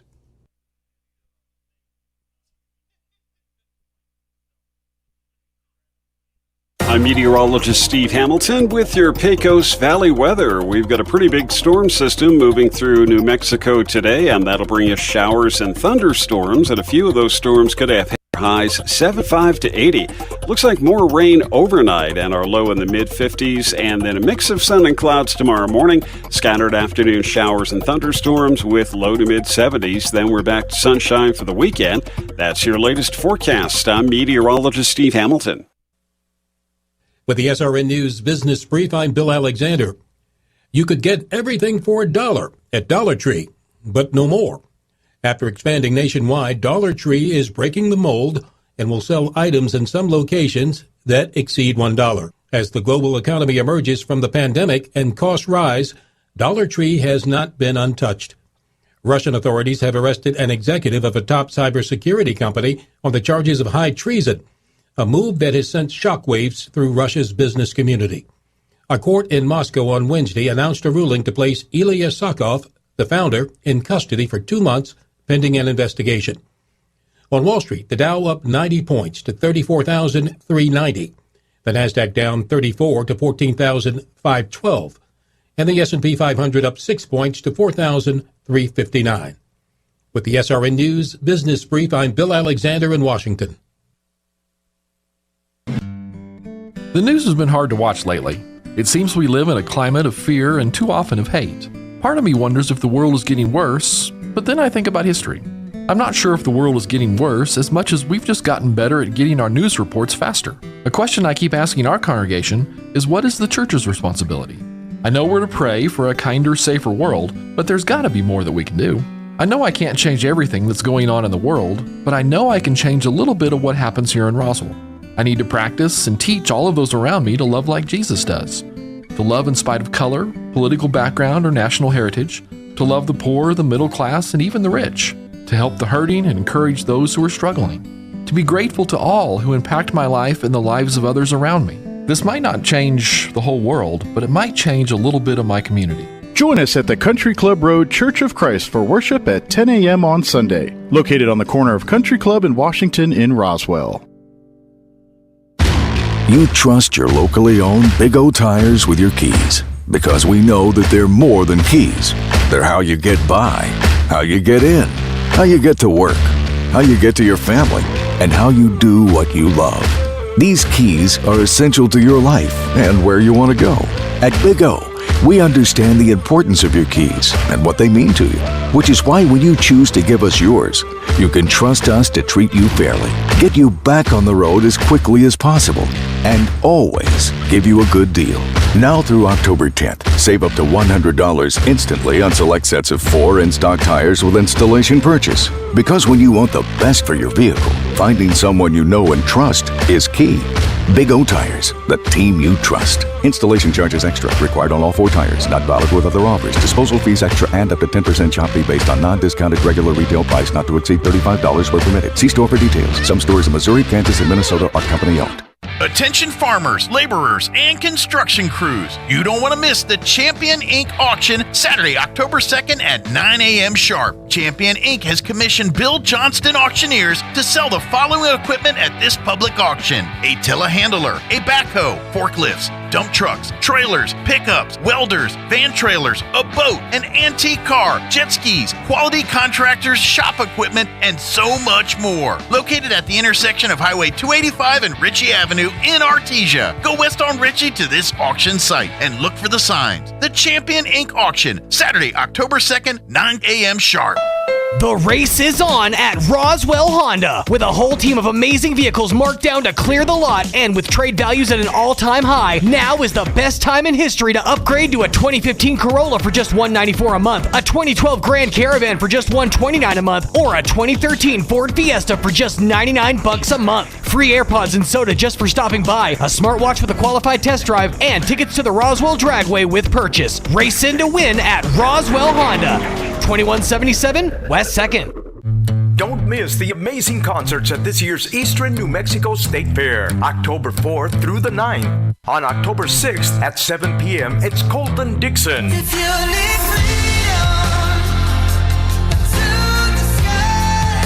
On October 7th, it's Grupo Maldad, Los Consentidos del Norte de Ciudad Juárez, and Los Tremendos León. On Friday, don't miss the Dirty River Boys. Used to walk down Santa Fe Street, had a quarter in my hand and a fake ID. Sundance Head. You're gonna love her, leave her. Wow. Jody Nick. Cross the alley from the Alamo, when the summer sun starts to settle low. And Sherry Rowe. By way of Southwest. Then on Saturday, Edición de Rancho, Conjunto Bengala, and Los Culpables y su estilo diferente. For a complete list of events at this year's fair, log on to enmsf.com.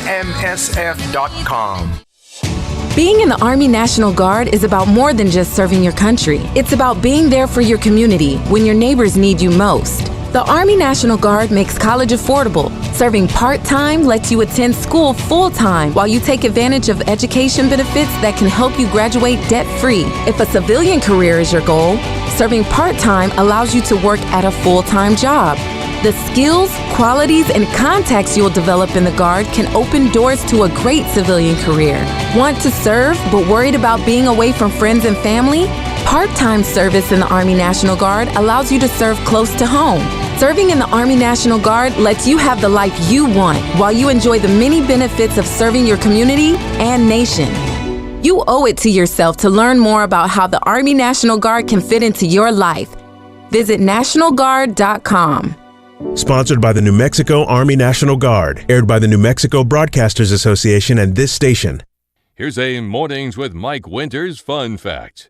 The catfish has over 27,000 taste buds. Do you think they prefer fried or blackened? Here's Mike Winters. And good morning. It is 8:48. Stay tuned next hour, about 9:15 or so. We're going to have Crystal Noble join us with the Humane Society, Roswell Humane Society, get an update on pets available for adoption and anything they've got planned. She'll let us know all about that next hour. A couple things I want to put on your radar. Of course, I got the new Vitalant blood drive schedule for the month of October, which, by the way, is tomorrow. First Friday, too, by the way, downtown market, all that. We'll have Main Street Roswell in 9:15 tomorrow to give all the updates. I was looking online. Some of the things I see for tomorrow's First Friday include Matthew Palmer. He's going to be at Reichman Park playing and some other stuff there. So, but that's tomorrow. Just it's sneaking up on us, but it's there. But tomorrow, Vitalant will be hosting a blood drive here in Roswell at Eastern New Mexico Medical Center in the Mesquite Room. That's going to be from 9 a.m. until 12:30 tomorrow. If you're in Carlsbad tomorrow, they're going to be having the Blood Mobile at the City of Carlsbad Riverwalk Center for their breast cancer awareness. I guess they got an event or something there. That's going to be from 11 a.m. until 3 p.m. Tomorrow, and everybody gets a free T-shirt that donates at that event. To get on the schedule for the event here in Roswell tomorrow or for any of the blood drives coming up this month, call or text Stephanie with Vitalant. You can reach her at 575-840-8178. Again, that's 575-840-8178.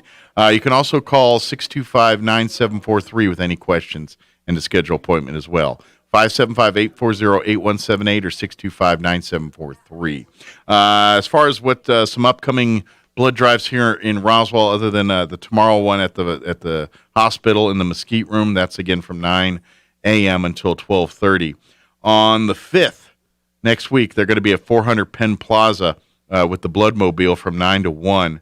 There'll be a BCA Medical on the 7th with the Bloodmobile from 1 to 4:30. They'll be at the Vitalant office on the 7th as well from 11 to 3. On the 8th, they'll be at the Hope Center UPCI, from 11 to 2:30. And then on the 9th, they'll be at the Roswell Community Vitalant office there again. So throughout the month, Mesa Middle School is going to be hosting a blood drive later this month. Hagerman High School will be hosting one. Hotel Artesia, the Whip site in Carlsbad, the Roswell Community, Western Commerce Bank in Carlsbad as well. So all month long, they've got blood drives scheduled out through there, and then even late into like Halloween time frame too. So definitely sign up for that. Speaking of Halloween, the fine folks at Big Brothers Big Sisters for Southeast New Mexico, they're having their Bowl-a-Ween event, their Bowl for Kids' Sake fundraiser. It's happening. It's on Saturday, October 30th. It's going to be at the Center City Lanes. Register your teams, become a sponsor, download the donation forms and all that stuff. You can do so by visiting the Big Brothers Big Sisters website, bbbssenm.org, or just Google Big Brothers Big Sisters Southeast New Mexico Roswell. That'll get you there. You can also call if you'd like some more information and to sign up teams and everything, 575-627-2227. Their annual event, Bowl for Kids' Sake, their main fundraising event for Big Brothers here in Southeast New Mexico. And they haven't had to do it or been able to do it since COVID, but now they can. So teams that signed up back for Bowl for Kids' Sake, I guess 2 years ago now, you're in. Come on out, Bowl, and get more teams. Let's raise more money for Bowl-a-Ween and Big Brothers Big Sisters. Again, 575-627-2227, or visit their website, bbbssenm.org. Also coming up here next weekend and the weekend after, Roswell Community Little Theater. Their next production is going to be happening. It's called Unnecessary Farce. It's a comedy, hence the farce part. 2 cops, 3 crooks, 8 doors, and go. That's the play. It's an embezzling mayor. Here's the plot here. An embezzling mayor is supposed to meet with his female accountant in a cheap motel room next door. Cheap motel room, period. Next door, 2 cops wait to catch the meeting on tape. But there's some confusion as to who is taking the money, who's hired the hitman, and why the accountant keeps taking her clothes off. So it's a comedy directed by Gina Montague. It is date night. We'll call it date night play. Maybe get a sitter for the kids and get out. But the performances will be next weekend, 8th, 9th, and 10th. And then the weekend after that, 15th, 16th, and 17th. The 8th and 9th and 15th and 16th, those are Friday and Saturday night performances. That'll take place at 7:30 p.m. And then they've got their 2:30 matinee on Sunday the 10th and Sunday the 17th. Tickets can be purchased online. Log on to their website, roswelltheater.com. That's www.roswelltheatre.com. And you can get tickets for the shows. Pro tip, get them early, especially before curtains up opening night on the 8th, because usually tickets start selling a lot quicker after that first show. There's people, you know how people are. But get ahead of the curve, especially if you're certain nights you're available, not available. Definitely want to get in. They always do great shows out there, and I've been a part of some of their stuff, and great group of people and fun shows. Get out there and support them. We've got elections coming up. Local elections are coming up November 2nd. It's not. I'm not going to lie. This isn't. It's not going to be a big one, but one very important is the school board. There's some school board positions that some folks here in Eddy County will be voting on here. I think folks in Hagerman and Dexter, if they got their local city elections things, us here in Roswell will not have those until next spring. But we do have early elections. The local elections here, November 2nd. Early voting will get underway beginning October 5th, next week. That will be at the Chavez County Clerk's Office, October 5th through the 30th. You can swing by Monday through Friday from 8 to 5. They'll start Saturday voting, early voting, at the clerk's office beginning October 16th from 10 to 6.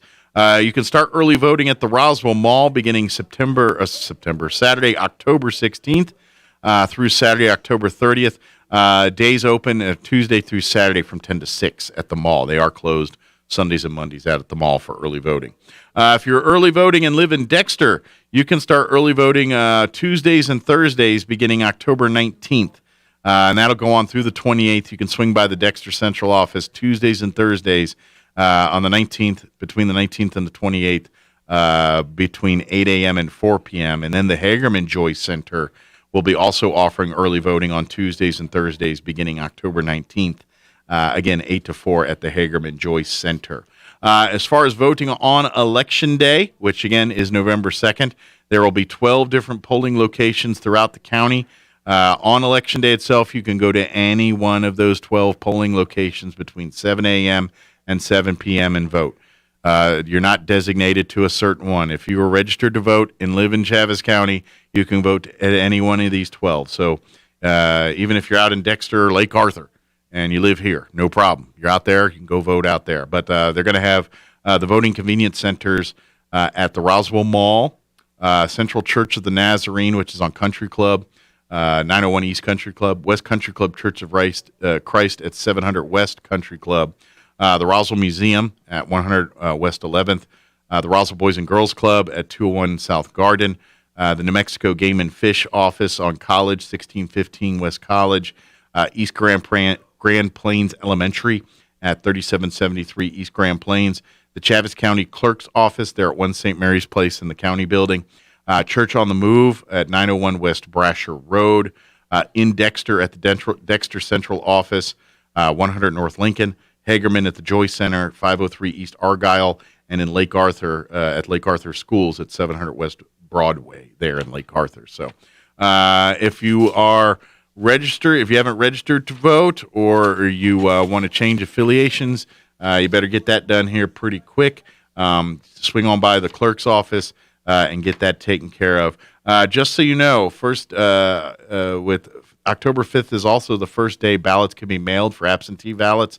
October 28th is the last day to an absentee ballot can be requested. October 29th is the last day an absentee ballot can be mailed. If you're not sure of your voting status, what your districts are you vote in, all of that information, you can look it up online. If you've got a voting history in New Mexico, go on to www.nmvote.org. Again, that's nmvote.org. You can go there onto the website.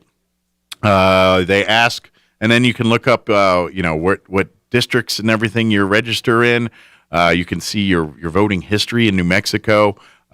See sample ballots of what your ballot's going to look like here for this upcoming November 2nd election. All of that through nmvote.org. The only information they ask from you is your first and last name, your date of birth, and the county in which you reside in. Those three pieces of information are all only things you need to tell them to get that information. I went and checked mine out yesterday. It's been a while since I'd looked at it, so I went and I was like, oh, yeah, I need to go look at that. So I checked it out. But again, nmvote.org. And, of course, you have any questions about anything I just talked about, don't hesitate to contact the Chaves County Clerk's Office, 575-624-6614. Again, that's 575-624-6614. And get out there to that NM Vote. That way you can see your registration information, your voting districts, your sample ballot, your voting history, and the status of your applications. If you do your absentee ballot or your application to vote and you're wanting to know the status, you can find it out again at nmvote.org. All right, it is closing in on 9 o'clock. Time for some Town Hall news, and then we'll be back on the other side of Town Hall news. Don't forget, we're going to have Crystal Noble from the Humane Society join us next hour. You're listening to Mornings with Mike Winters. Don't go away. Hugh Hewitt is now in Roswell on 106.5 FM KEND Roswell. News this hour from townhall.com. I'm Jason Walker. An AP NORC Center for Public Affairs Research poll finds a deep divide over the president's vaccine mandate. The survey on the president's plan to require most workers to get either vaccinated or regularly tested for COVID-19 shows a strong political divide. About 3/4 of Democrats, but only 1/4 of Republicans approve. Overall, 51% say they agree with the requirement, while 34% oppose it. The details of how the mandate will work are still being worked out by the Occupational Safety and Health Administration. I'm Mike Hempen. Commerce Department says the economy expanded at a 6.7 annual pace from April through June, and the number of Americans applying for unemployment benefits has risen for the third consecutive week. Also at townhall.com, millions of people in Great Britain facing a long winter as the rising cost of living collides with the end of government programs that once shielded households from the fallout of COVID. The biggest of those programs ending today. Human Resources Manager Sarah Edmondson works at a huge hardware chain in London, says it's tough when they start laying off staff members. We had 12 stores in 2018 and around 50 staff. So to have today, as we're standing, 3 stores and a fraction of the staff, it is sad, yeah. Yet more hard-to-decipher dialogue from North Korean strongman Kim Jong-un. He is expressing his willingness to restore stalled communication lines with South Korea, but in the very next breath, he's blasting U.S. offers for dialogue. More on these stories at townhall.com. Hey, I'm Andy. If you don't know me, it's probably because I'm not famous. But I did start a men's grooming company called Harry's. The idea for Harry's came out of a frustrating experience I had buying razor blades. Most brands were overpriced, over-designed, and out of touch. At Harry's, our approach is simple. Here's our secret. We make sharp, durable blades and sell them at honest prices for as low as $2 each. We care about quality so much that we do some crazy things, like buy a world-class German blade factory. Obsessing over every detail means we're confident in offering a 100% quality guarantee. Millions of guys have already made the switch to Harry's, so thank you if you're one of them. And if you're not, we hope you give us a try with this special offer. Get a Harry starter set with a 5-blade razor, weighted handle, shave gel, and a travel cover. All for just $3 plus free shipping. Just go to harrys.com and enter 3388 at checkout. That's harrys.com, code 3388. Enjoy. U.S. government declaring 23 species gone for good. Headlining the list of creatures now considered extinct, the ivory-billed woodpecker. The last confirmed sighting was in Arkansas in 1944, but unconfirmed appearances in recent decades inspired ultimately fruitless searches there and in the swamps of Louisiana, Mississippi, and Florida. The U.S. Fish and Wildlife Service lists 10 other bird species, 8 of which were native to Hawaii, and 8 species of freshwater mussels, mostly found in the rivers of the southeastern U.S. 2 fish, 1 bat, and 1 plant, also native to Hawaii, have also been declared extinct. Most of the key causes relate to habitat loss. I'm Ben Thomas. Authorities in Chicago hoping for a much safer weekend compared to last Saturday and Sunday. A series of shootings left 7 people dead, more than 40 injured. Breaking news and analysis, townhall.com. A change coming to your local Dollar Tree. John Scott explains. The national chain of stores that promises everything for a buck will begin introducing items on its shelves that will exceed $1. The company said it's responding to customer request and said pushing the dollar barrier will allow for a better mix of products. However, the change to prices at Dollar Tree, which have been unchanged for decades, comes with inflation rising above 4% in July. Prices have risen across the spectrum as the global economy emerges from the pandemic. John Scott reporting. National Labor Relations Board says college football stars in our money-making sports and should be considered employees of their college. Now, the guidance and a memo from the board's top lawyer could lead to expansive rights for a number of players to unionize, then negotiate over their working conditions. More on these stories at townhall.com.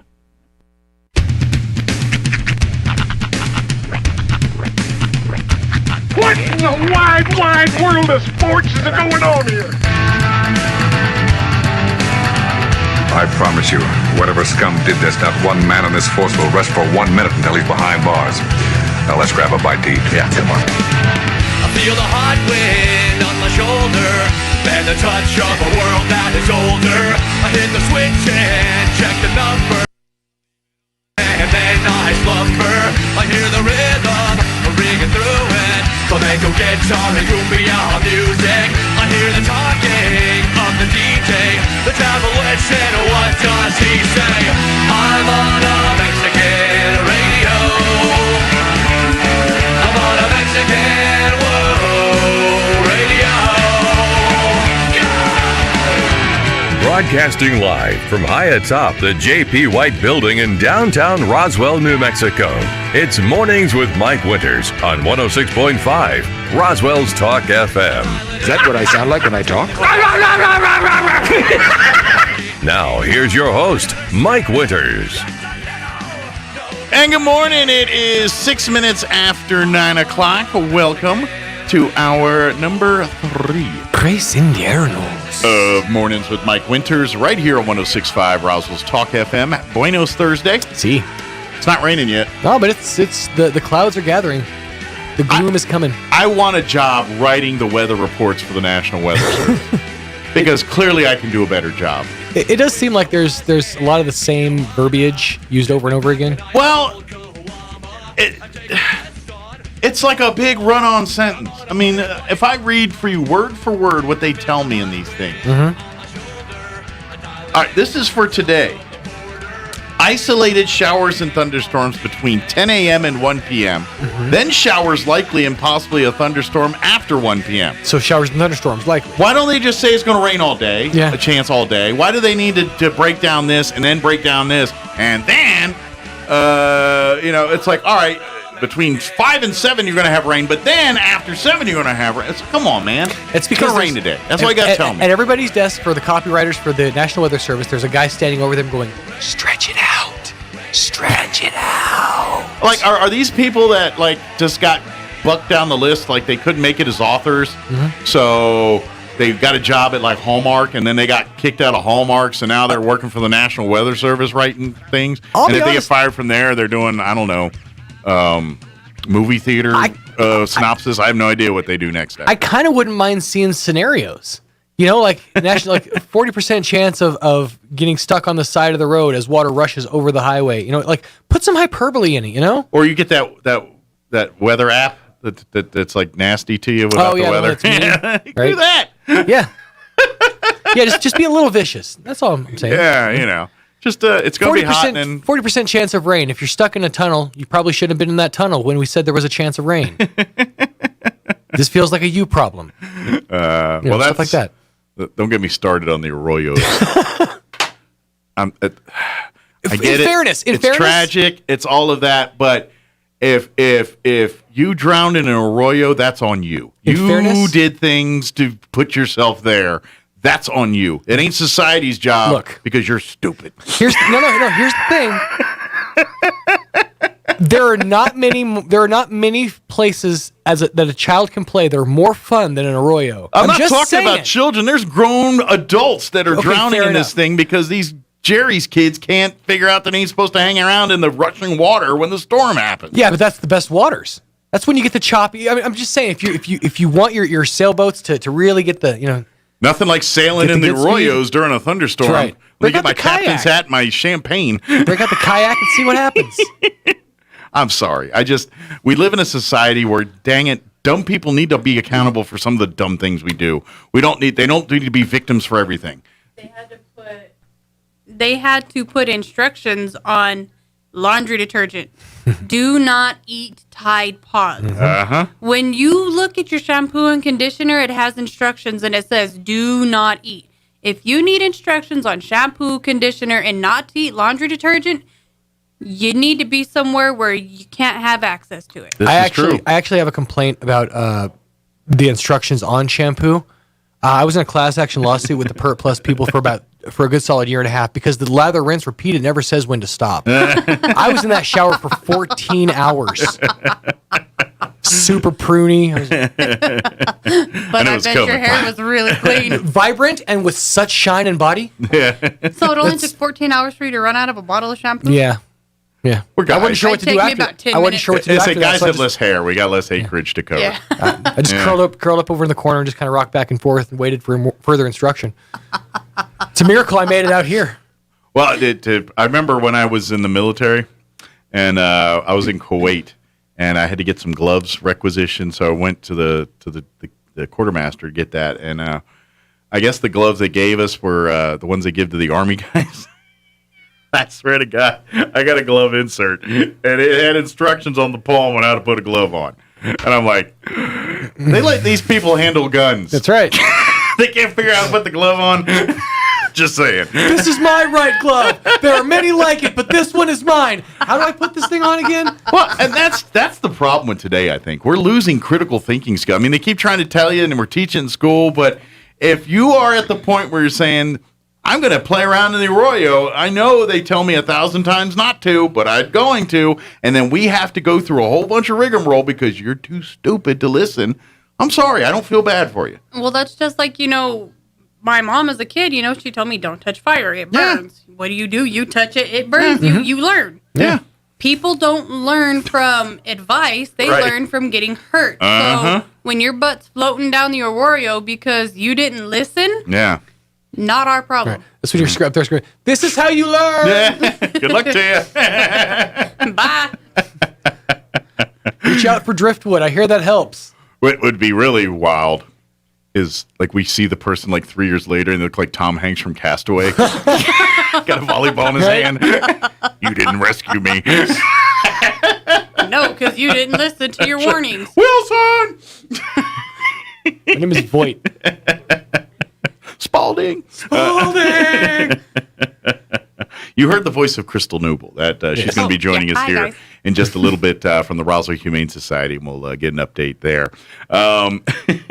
Hey, don't forget, tonight is the Historical Society for Southeast of Mexico's Fajita fundraising drive-through event. Ooh. So if you ordered your tickets and ordered everything, you got to go pick it up tonight. Unless you get it delivered, then someone's going to knock on your door if you got the bundles and the delivery. But for everyone else, you got to get your tickets, get your food. It is tonight. They'll I believe, is it 5:30, 6? No, I don't have it in front of me, and I should because I'm stupid. But anyway, get out there tonight, get your drive, because whatever you don't pick up, I eat. That's the rule. So I'm kind of hungry. So don't show up. I'll just take all your food. You've already paid for it. But come and get it. Plus, you get 50-50 tickets and all that. Yeah. So it's a great way to help out. We thank you very much. I'd hate for you to not get your meal, and I'd hate for me to have to eat it all. That would be tough. No, he wouldn't hate it. He would, feel bad for the first 2 bites, and then after that, he'd be like, sorry, mine. Yeah, but so go get those tonight, please. It is 13 minutes after 9 o'clock. Let's go ahead and get you up to date on the weather.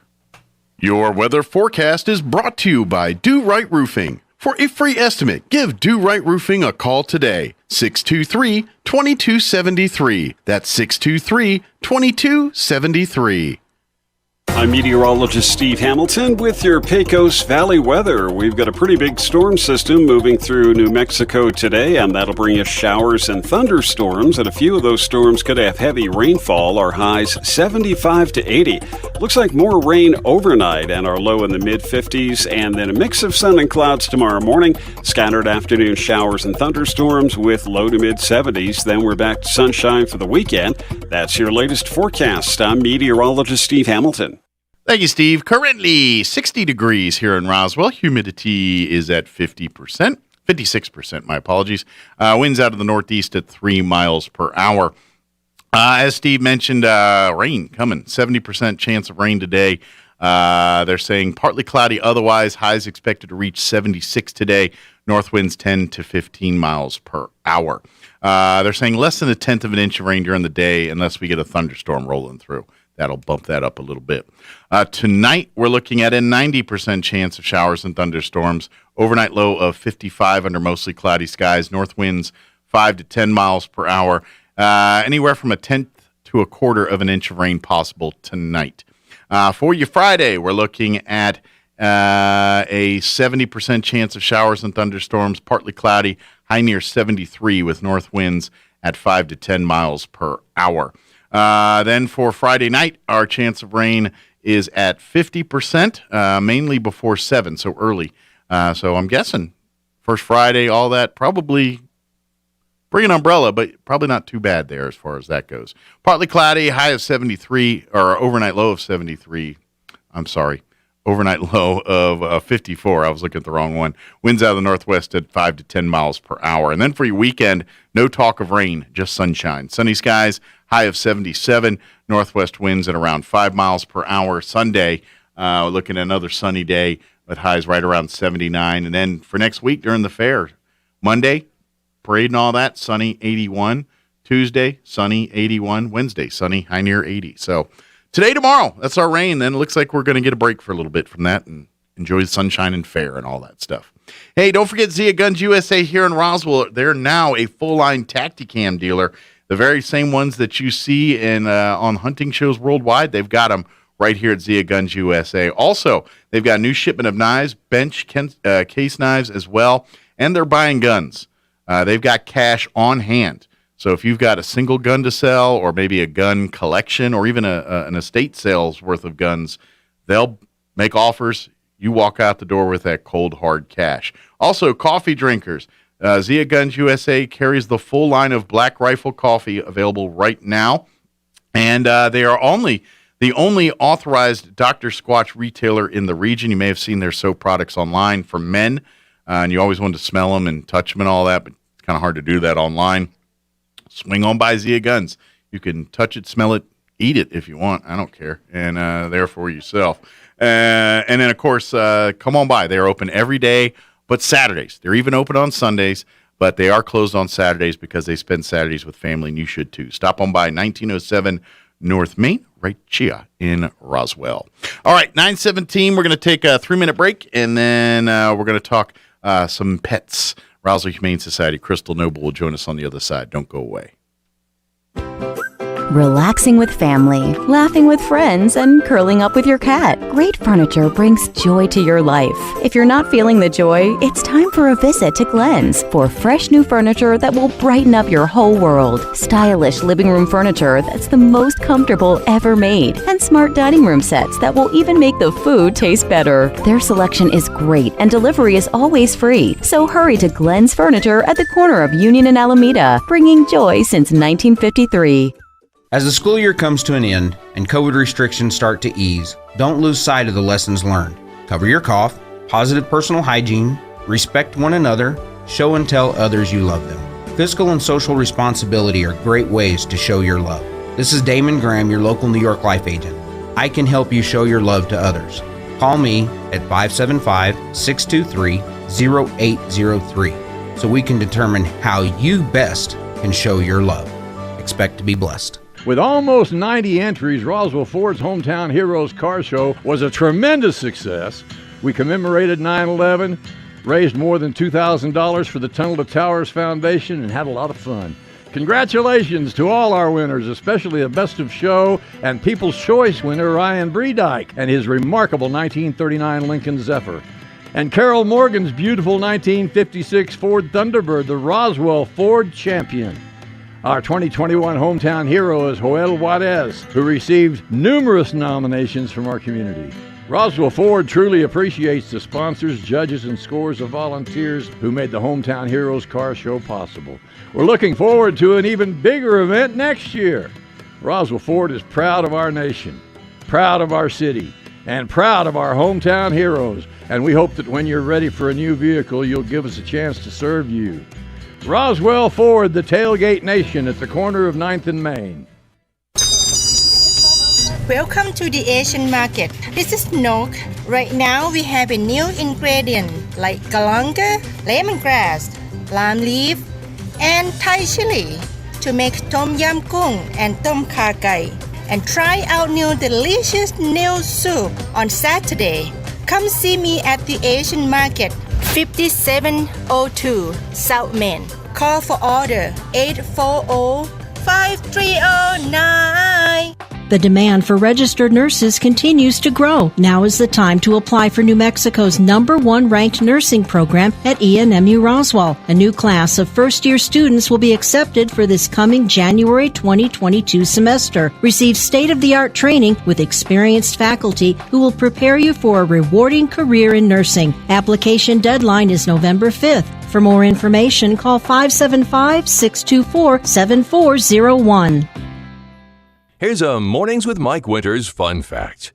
Men are 6 times more likely to be struck by lightning than women. That's because men are 6 times more likely to wear a tinfoil hat in a thunderstorm. Here's Mike Winters. And good morning. It is 20 minutes after 9 o'clock, and joining us in studio this morning from the Roswell Humane Society, Crystal Noble back with us. Good morning. Good morning. How are you today? I'm good, enjoying the weather. I can't wait for the rain. It's nice. Get a little moisture, cooler temps. Imagine this is great for the pets. Now they can do a lot more outdoor walking and things like that because it's cooler. This time of the year, we don't have so much of, you have to walk first thing in the morning because the asphalt gets too hot by those paws 9:05 a.m. cooks them. Yeah.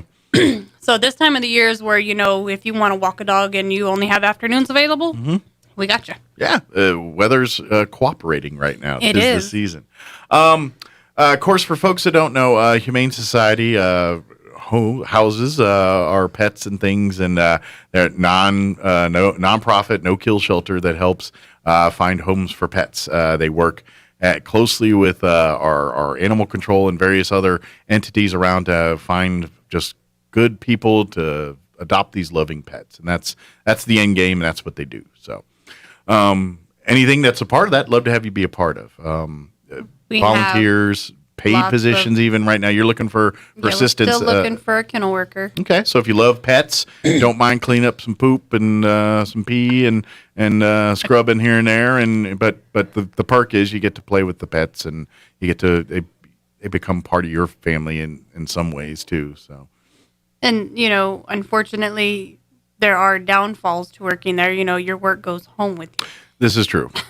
This is true. But if you're a pet lover and love working with pets, don't mind working with people, because at the same time you're also going to be the liaison between the hope potential new owner and this pet here. So got to be good working with people and things. But if you'd love to interested in doing that, pays minimum wage, whatever that is now, $10.50 an hour. Just call the Humane Society and set up an appointment for an interview or a conversation about the job. So, yeah, we just ask that you come down, fill out an application, bring your resume. Yeah. And is it a 40-hour week job? Very good. So if you're looking for full-time work, here you go.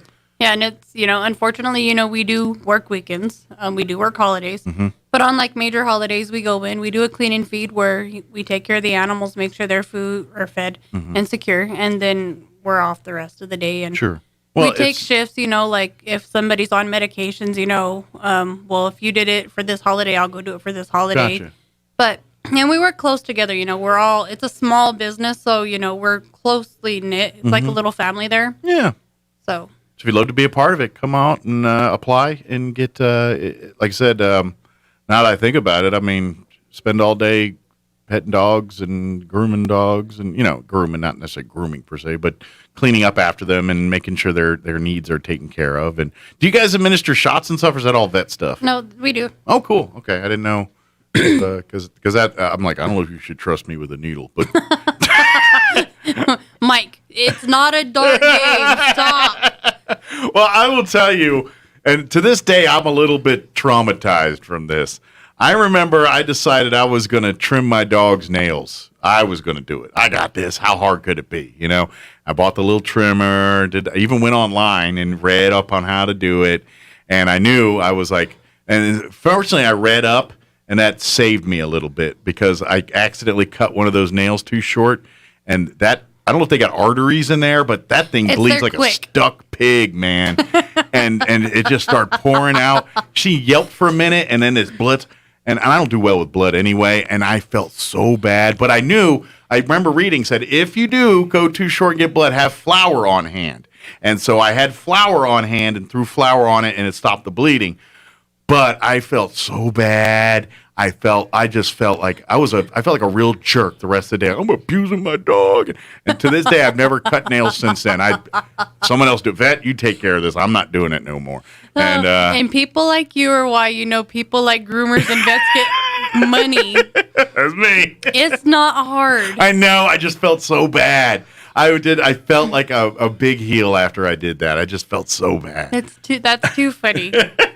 I'm over here thinking, like you accidentally cut your dog's toe or no. Like actual toe. Like I cut the nail too short, but because I don't do blood, I see blood, I freak out. That's I can't help it, and it. Good thing you're not a woman. Yeah, no, it freaks me out. Well, it's my own blood. Don't bother me. Like if I'm bleeding, I'm okay with it. It's when I see other people, and if it's a facial thing, I'll pass out. I can't. No bloody noses. Huh? Well, if it's me, I'm fine. It's just, if it's a bloody nose, I'm just like, all right, get away from me. But if it's like a head wound and it's coming down. Okay, so it's a good thing you didn't go into like the EMT field. Oh, man. Yeah, no, the medical and me, you do not want me. I would fail day one. I'd be done. Well, what about, so animal blood, it bothers you too? So apparently, yeah. Okay. Apparently. So you can't be a vet tech. And I can't. I don't. As long as you don't need me to see blood, I can pet them. I can, I'll clean up poop. Stick a thermometer in their butt. But yeah, I'd rather do that than see blood. Okay. I don't know why. I found it out through my father. That's when I learned I don't. And I've told this story on the radio where he was pulling shutters off our house. The shutters they're not real functional shutters. They're decorative ones. They don't actually shutter. They just put on. Popular back east. So he was pulling those down to replace or paint them or something. And he had a crowbar, and he was trying to pry it off the side of the house, and the crowbar kicked back and clocked him right between the eyes. And it bled. And I was like the guy holding the ladder, and I start getting queasy. My mom had to come out and help him, and we had to go get stitches and all. I mean, it was fine, but I was useless. Mike had to get an ice pack and some orange juice. I was getting weak-kneed and about to fall, and everyone was like, "You okay?" I was like, "I can't handle this." And then the next time that confirmed it, I was playing hockey, street hockey and everything. And after the game, there were some people that got ornery with each other, and so the goalie of the other team took his hockey stick like a samurai warrior and just right down and cracked this dude up top his head. Literally split his head wide open. He had to get helicoptered out of there. And at the end of the day, he got like 70 stitches inside and another 100 outside. I saw that mess and I was done. I was done. I was. I can't deal with that. I don't do it. Like the cartoons where the bones in your legs disappear and you just wibble on down. Yeah, exactly. That's me. That's me. Too funny. I can't. But if it's my blood, it don't bother me. It's other people. It's weird. Huh. So yeah, I cannot do that job. I'm sorry. I can't do it. But for the rest of you that are normal, you go ahead and get well, we don't see, like gushing blood often, you know. Typically, when we see blood it's in like their stool, Right. Or if you cut their nails too short. Yes, or if we cut their nails too short and, all you do is put some Quick Stop or flour. Mm-hmm. Even sugar does the same Sugar thing. works as well too? Mm-hmm. Okay. Good tip, because that's what I did. I was smart enough to read up before I did it, watch a YouTube video or whatever it was back in the day, and did that. WikiHow. Yeah, exactly. Nail trimming for dummies. Yeah. Now I have cats. No, not coincidentally, it just happened to be that way. So, and it's hard to cut the quicks on a cat. Yeah, I don't do that. Nope. Still go to the vet. Yep. That's why they pay him the big bucks. Oh, man. Shoot, you're lucky if I clip my own toenails. My wife gets on to me. Clip your toenail. You're about to start cutting the carpet. Right. It's like the sheets are ruined. You can't cut them. We now have drapes. Yeah. But as far as pets right now, what's the inventory? Are you lots of pets or lots of dogs and lots of cats still. Okay. We have a lot of big dogs. We don't have a lot of small dogs. Okay. There's the big breeds again, huh? Okay. Yeah, like the few little dogs that came in got adopted, so it just left the big breeds. So if you love the big dogs, got a great selection for you. We've got some healers. Shepherds or labs or any of those? Or got a couple of lab mixes. Okay. Any big boys? Any Great Danes or No, not any Great Danes. Mastiffs or anything like that? No, the biggest ones we have right now are Yin Yang, which is a pit mix, and then we have Coco and Denim, and they're maybe Boxer, French Mastiff, Pit Bull. Oh, that's quite the mix. Yeah, they're biggin'. I would imagine that dog probably requires a lot of attention. So, do you remember the movie Turner and Hooch? The droll? Yeah, they both got it. Okay. Well, and plus they kind of got pushed in faces a little bit, and and folks, I know a lot of people love the boxers and love the pugs, dogs like that. They're great dogs, but they overheat. Those are dogs you have to be a little bit more meticulous on your care because they don't breathe as well as some of the other breeds, and so like I said, they get overheat and breathing issues. A lot of gunk. Clearing, stuff like that. So if you don't mind that, then they're great breeds of dogs. But if you're not into that, maybe pick something that's a little more lower maintenance. And Coco and Denim are sisters. Gotcha. They came from the same household. Okay. They are, I think they're 3 or 5 years old. Okay. So they're full grown. They're not going to get any bigger, just chunkier. Gotcha. Just fatter. But they're both super sweet. They love people. They love kids. Awesome. They're 2 really good dogs that need a good home. We've had them there since January. So they've been there a while. We don't want to get them institutionalized. So, No, you know what I mean? we want them to know that, that wasn't their forever home, that was their temp home. Well, and I'm guessing it's not necessary that you take them both, but if you have room for 2, that would be awesome to keep them together. If we found somebody that would be willing to adopt both of them, we would do our adoption special that we normally run if it's siblings. Okay. Good deal. So if you like room for both, but they both do need a home. If you need one, if you have room for one or both, come see these good dogs. We even have a Doberman mix. Okay. Her name is Mesa. Okay. She's probably 50 pounds. She's not very tall. Okay. She looks like a Doberman cut off about ankle wise. Okay. So. But still has a little bit of that lanky look that Dobermans have, kind of just a shorter version of it, I guess. Yeah. Okay. Just shorter legs. Okay. Super sweet, super active. She needs a home where you're high active, high energy. You got kids that she can run and chase or good something. Deal. Or if you're out in the county and got a big patch of land that they can run around in, that'd be good. Okay. But she's super sweet. Awesome. Good deal. Like you said, if the big and I don't know, this is just me personally, but people all have their preferences. I'm a big dog guy. Little dogs are cute and fun, but I want the big dog. I want that companionship that a big dog gets. And little dogs, I don't know, like big dogs seem like they're working dogs. Where little dogs, you got to attend to every one of their needs. And the big dog's kind of like, I'm your partner in crime, where the little dog's like, carry me everywhere. You know what I mean? That's the feeling I get. Like they ain't, every movie, Turner and Hooch, it's always the guy and the big dog. It's not Turner and Yo Quiero Taco Bell dog. You know what I'm saying? There's a star, their own right. Whereas the big dogs, you're like companion in the crime. So I'm a big dog guy. I'm not picky either or, I like little dogs are great, but personally, if I'm me getting a dog for me, I'm gonna lean big dog. My house went from 7-pounder to a 110-pounder. Yeah. Still growing. So, I'm not, prejudiced against size. Yeah. The little dogs, they can, keep the big dogs off your lap when, you want a free lap. Sure. The little dogs are, your lap garter. I guess I just grown up seeing I didn't see Benji as much as I saw Rin Tin Tin and Lassie and those dogs. When you're hurt, it's the big dog that goes to your rescue. Yeah, exactly. Well, who's the dog that's got the barrel around the neck that takes you the Saint Bernard? The Saint Bernard. Yeah. Takes you whiskey in the snow. That was always Looney Tunes cartoons. I'd see the Saint Bernard with the whiskey barrel. Yeah. Matter of fact, if I owned a Saint Bernard, that would be the accoutrement I would have with the Saint whiskey barrel. Maybe whiskey? Yeah. Well, I'd fill it for special occasions.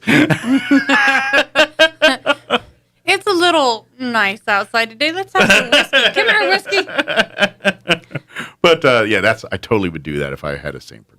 But please come take a look at the selection. We do. What about on the cat side? How's that looking? We've got a lot of cats. Okay. Ranging from 10, 12 weeks up to about a year old. Okay. We do have a couple adult cats.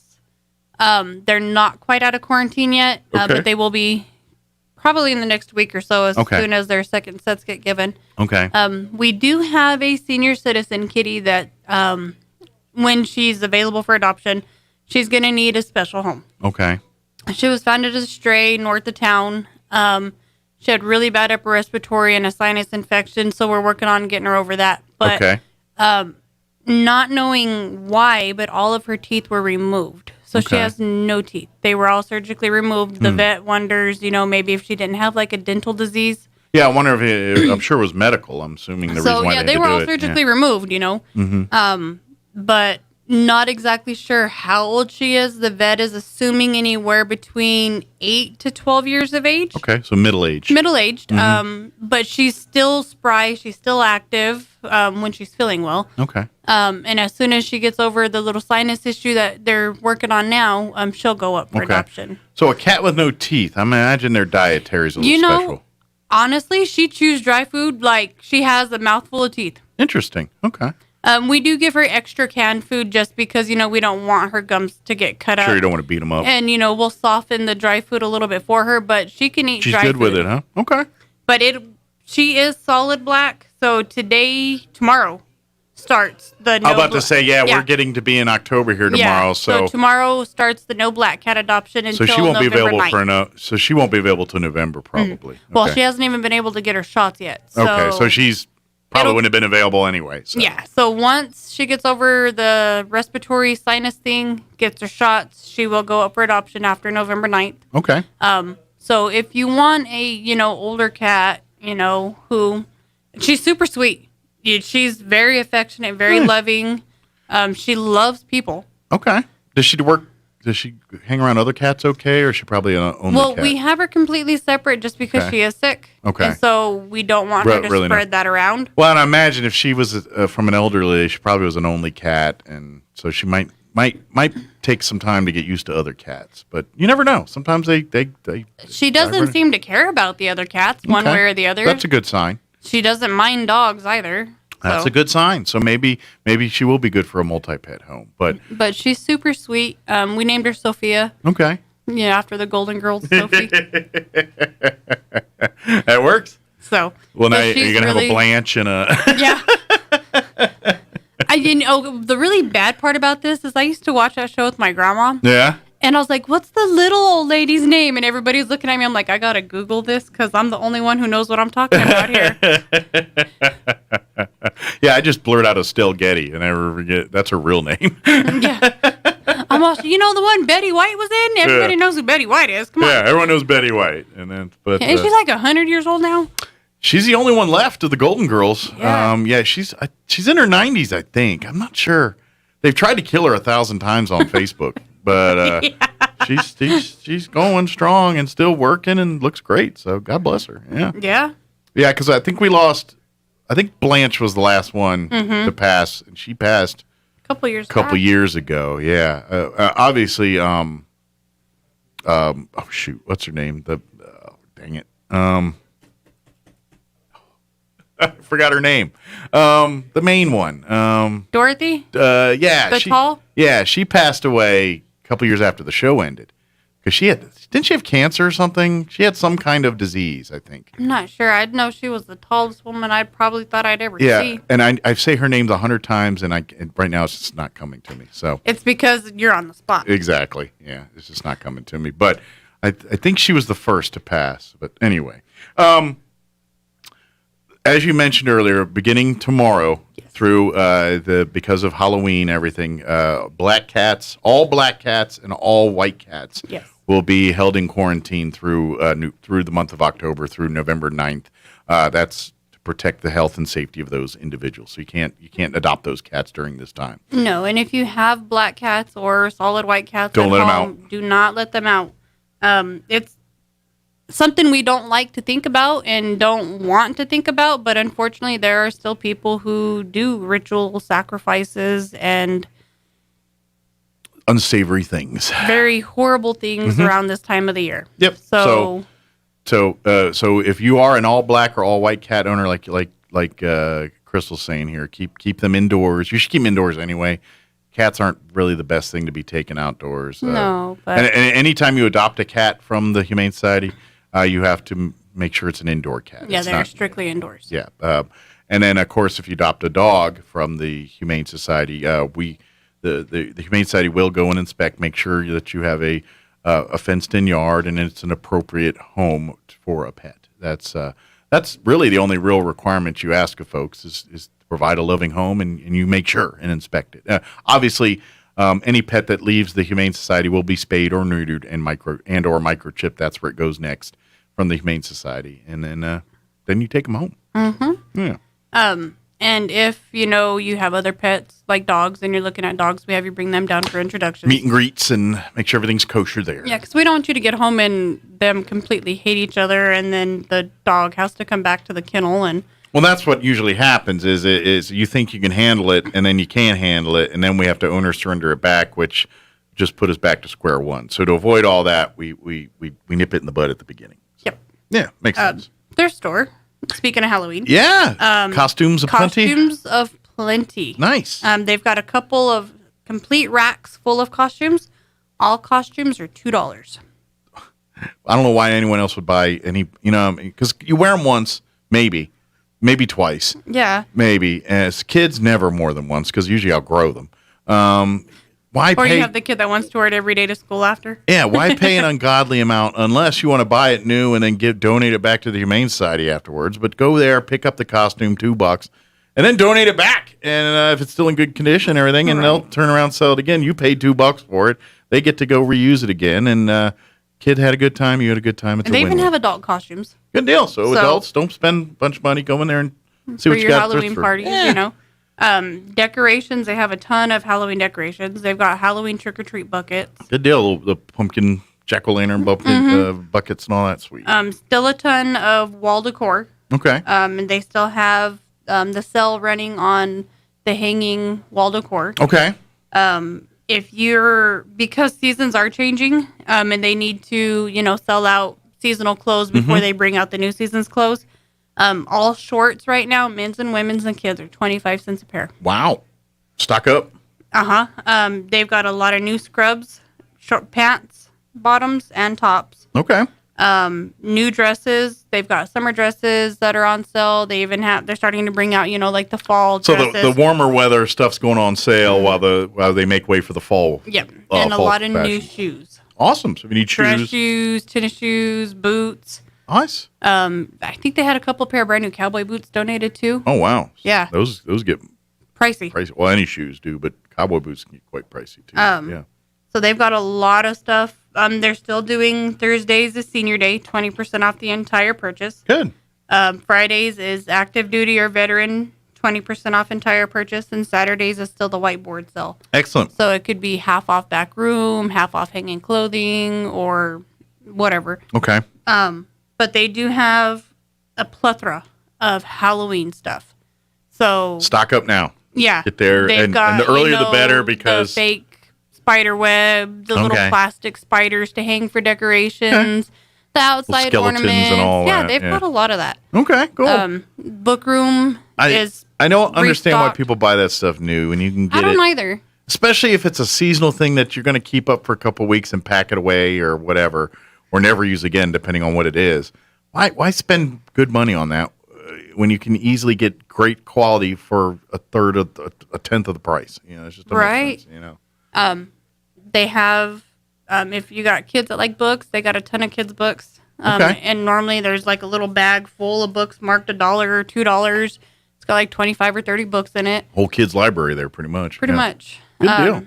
So that's always being restocked constantly. Absolutely. And if you're a new family starting out and you need to get the essentials, your small appliances, pots and pans, cookware to I know they've got a full-size bed because I just went and picked it up yesterday. furniture. They got a full-size bed. They've got a recliner rocker.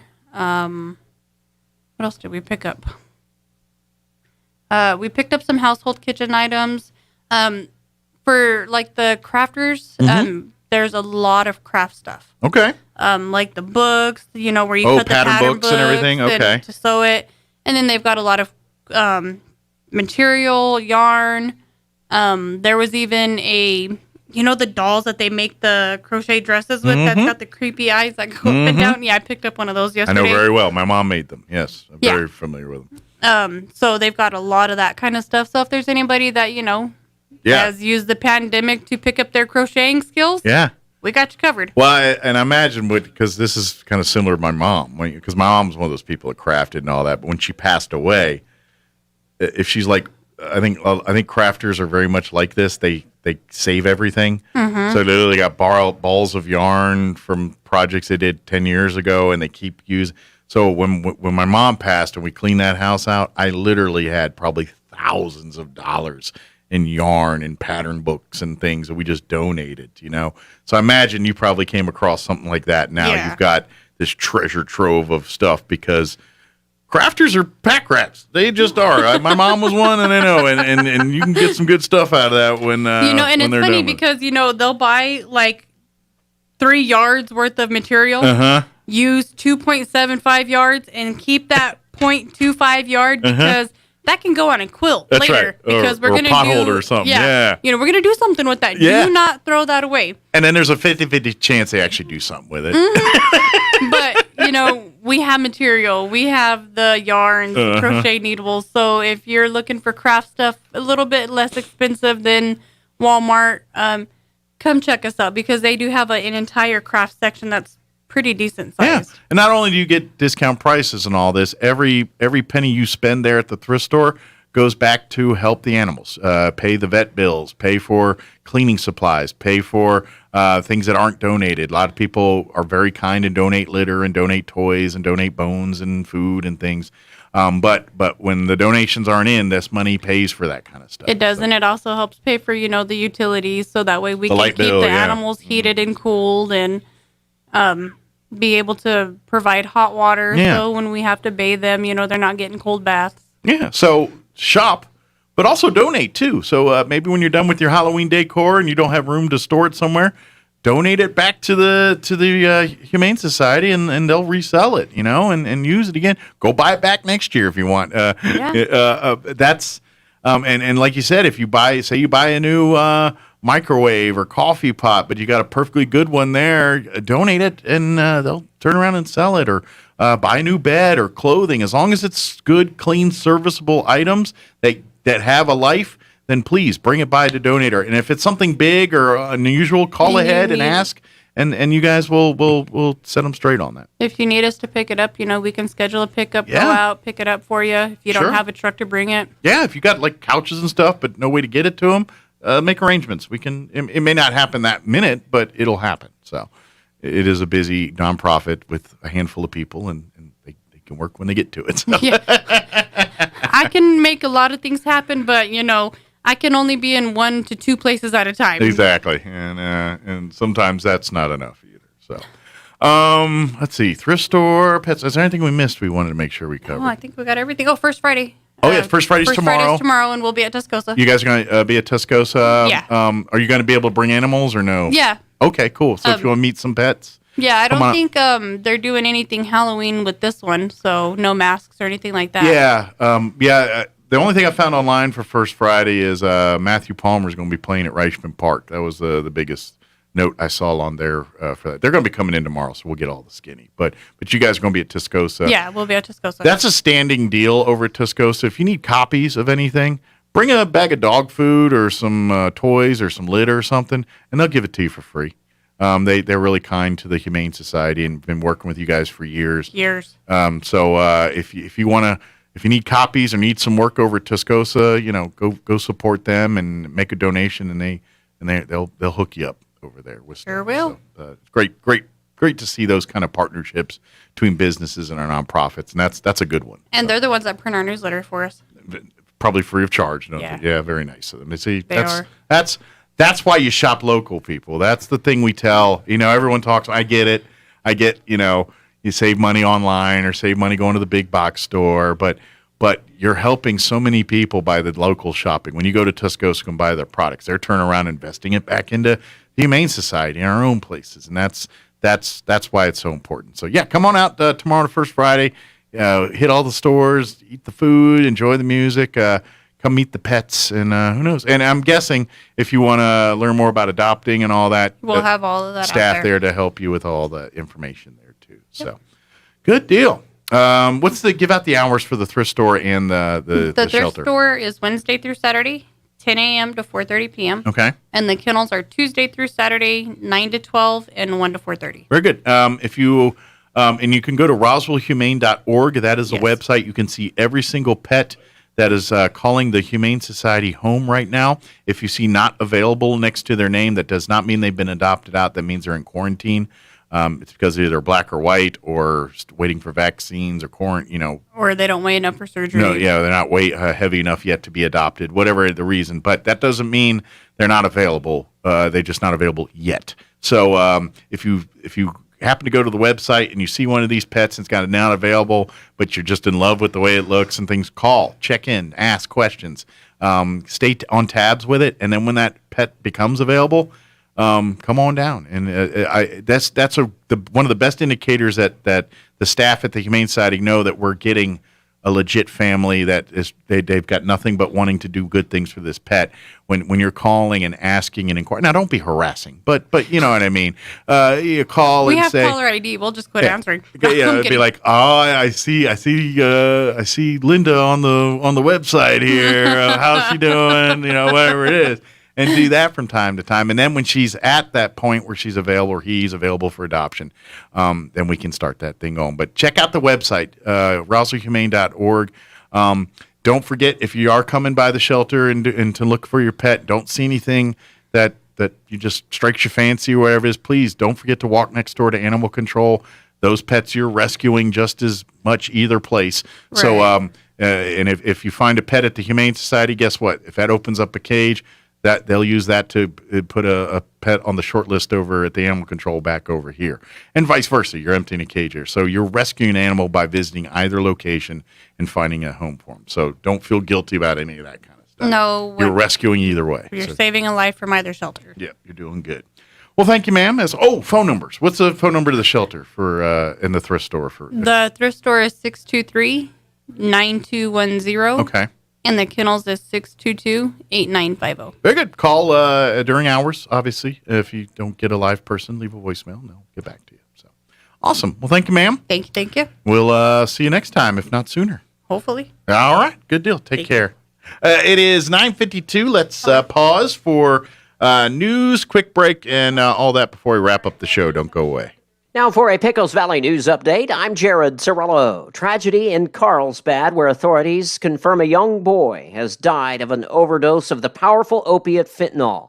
The mother of the 12-year-old boy has now been arrested. Alexis Lee Smith, along with the boy's grandmother, Kelly Smith, were arrested in connection to the death of Brent Sullivan.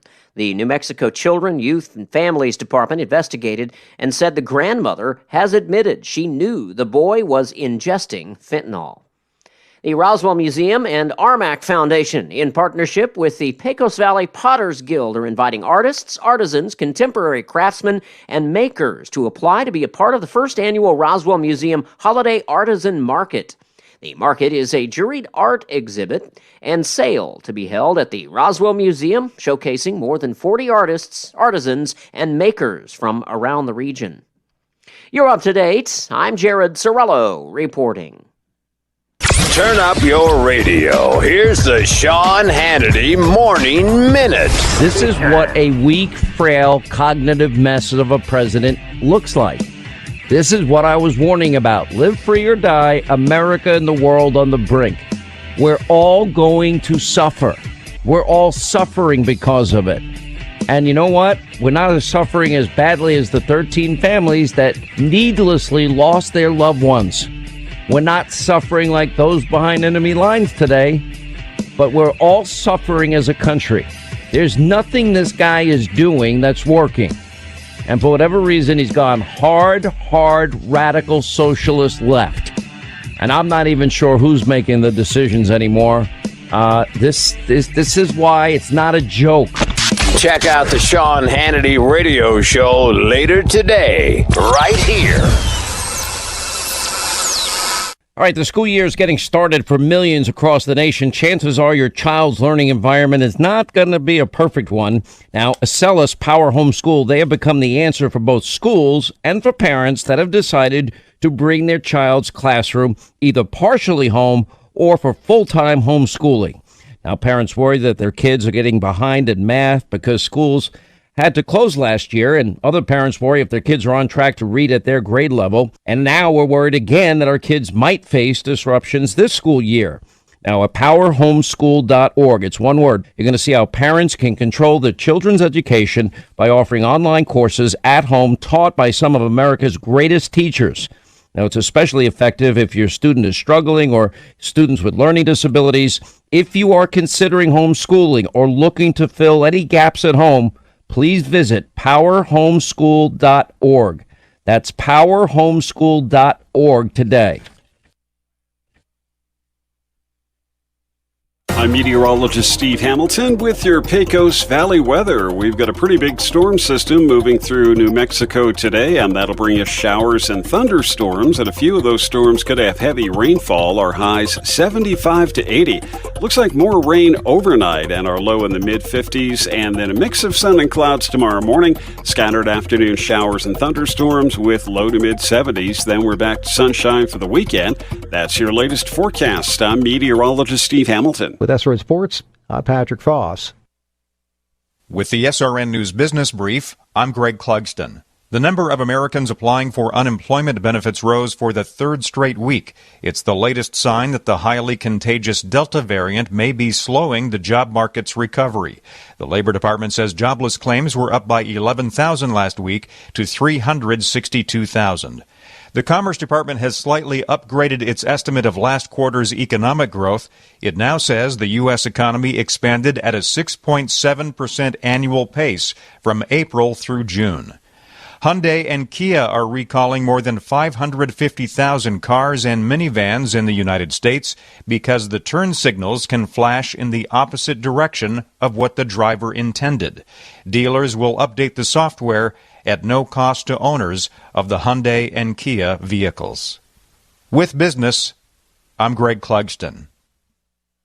Attention farmers, laborers, and construction crews. You don't want to miss the Champion Inc. auction Saturday, October 2nd at 9 a.m. sharp. Champion Inc. has commissioned Bill Johnston auctioneers to sell the following equipment at this public auction: a telehandler, a backhoe, forklifts, dump trucks, trailers, pickups, welders, van trailers, a boat, an antique car, jet skis, quality contractors, shop equipment, and so much more. Located at the intersection of Highway 285 and Ritchie Avenue in Artesia. Go west on Ritchie to this auction site and look for the signs. The Champion Inc. auction, Saturday, October 2nd, 9 a.m. sharp. Well, the Eastern New Mexico State Fair is coming up, and while a lot of people associate the fair with rides, funnel cakes, and feeling queasy, the FFA and 4-H kids are all thinking about their animals. You see, these kids are the first to tell you, our food doesn't come from the supermarket, it comes from the farms and ranches. And they've been working hard all year, raising up their animals and hoping for blue ribbons.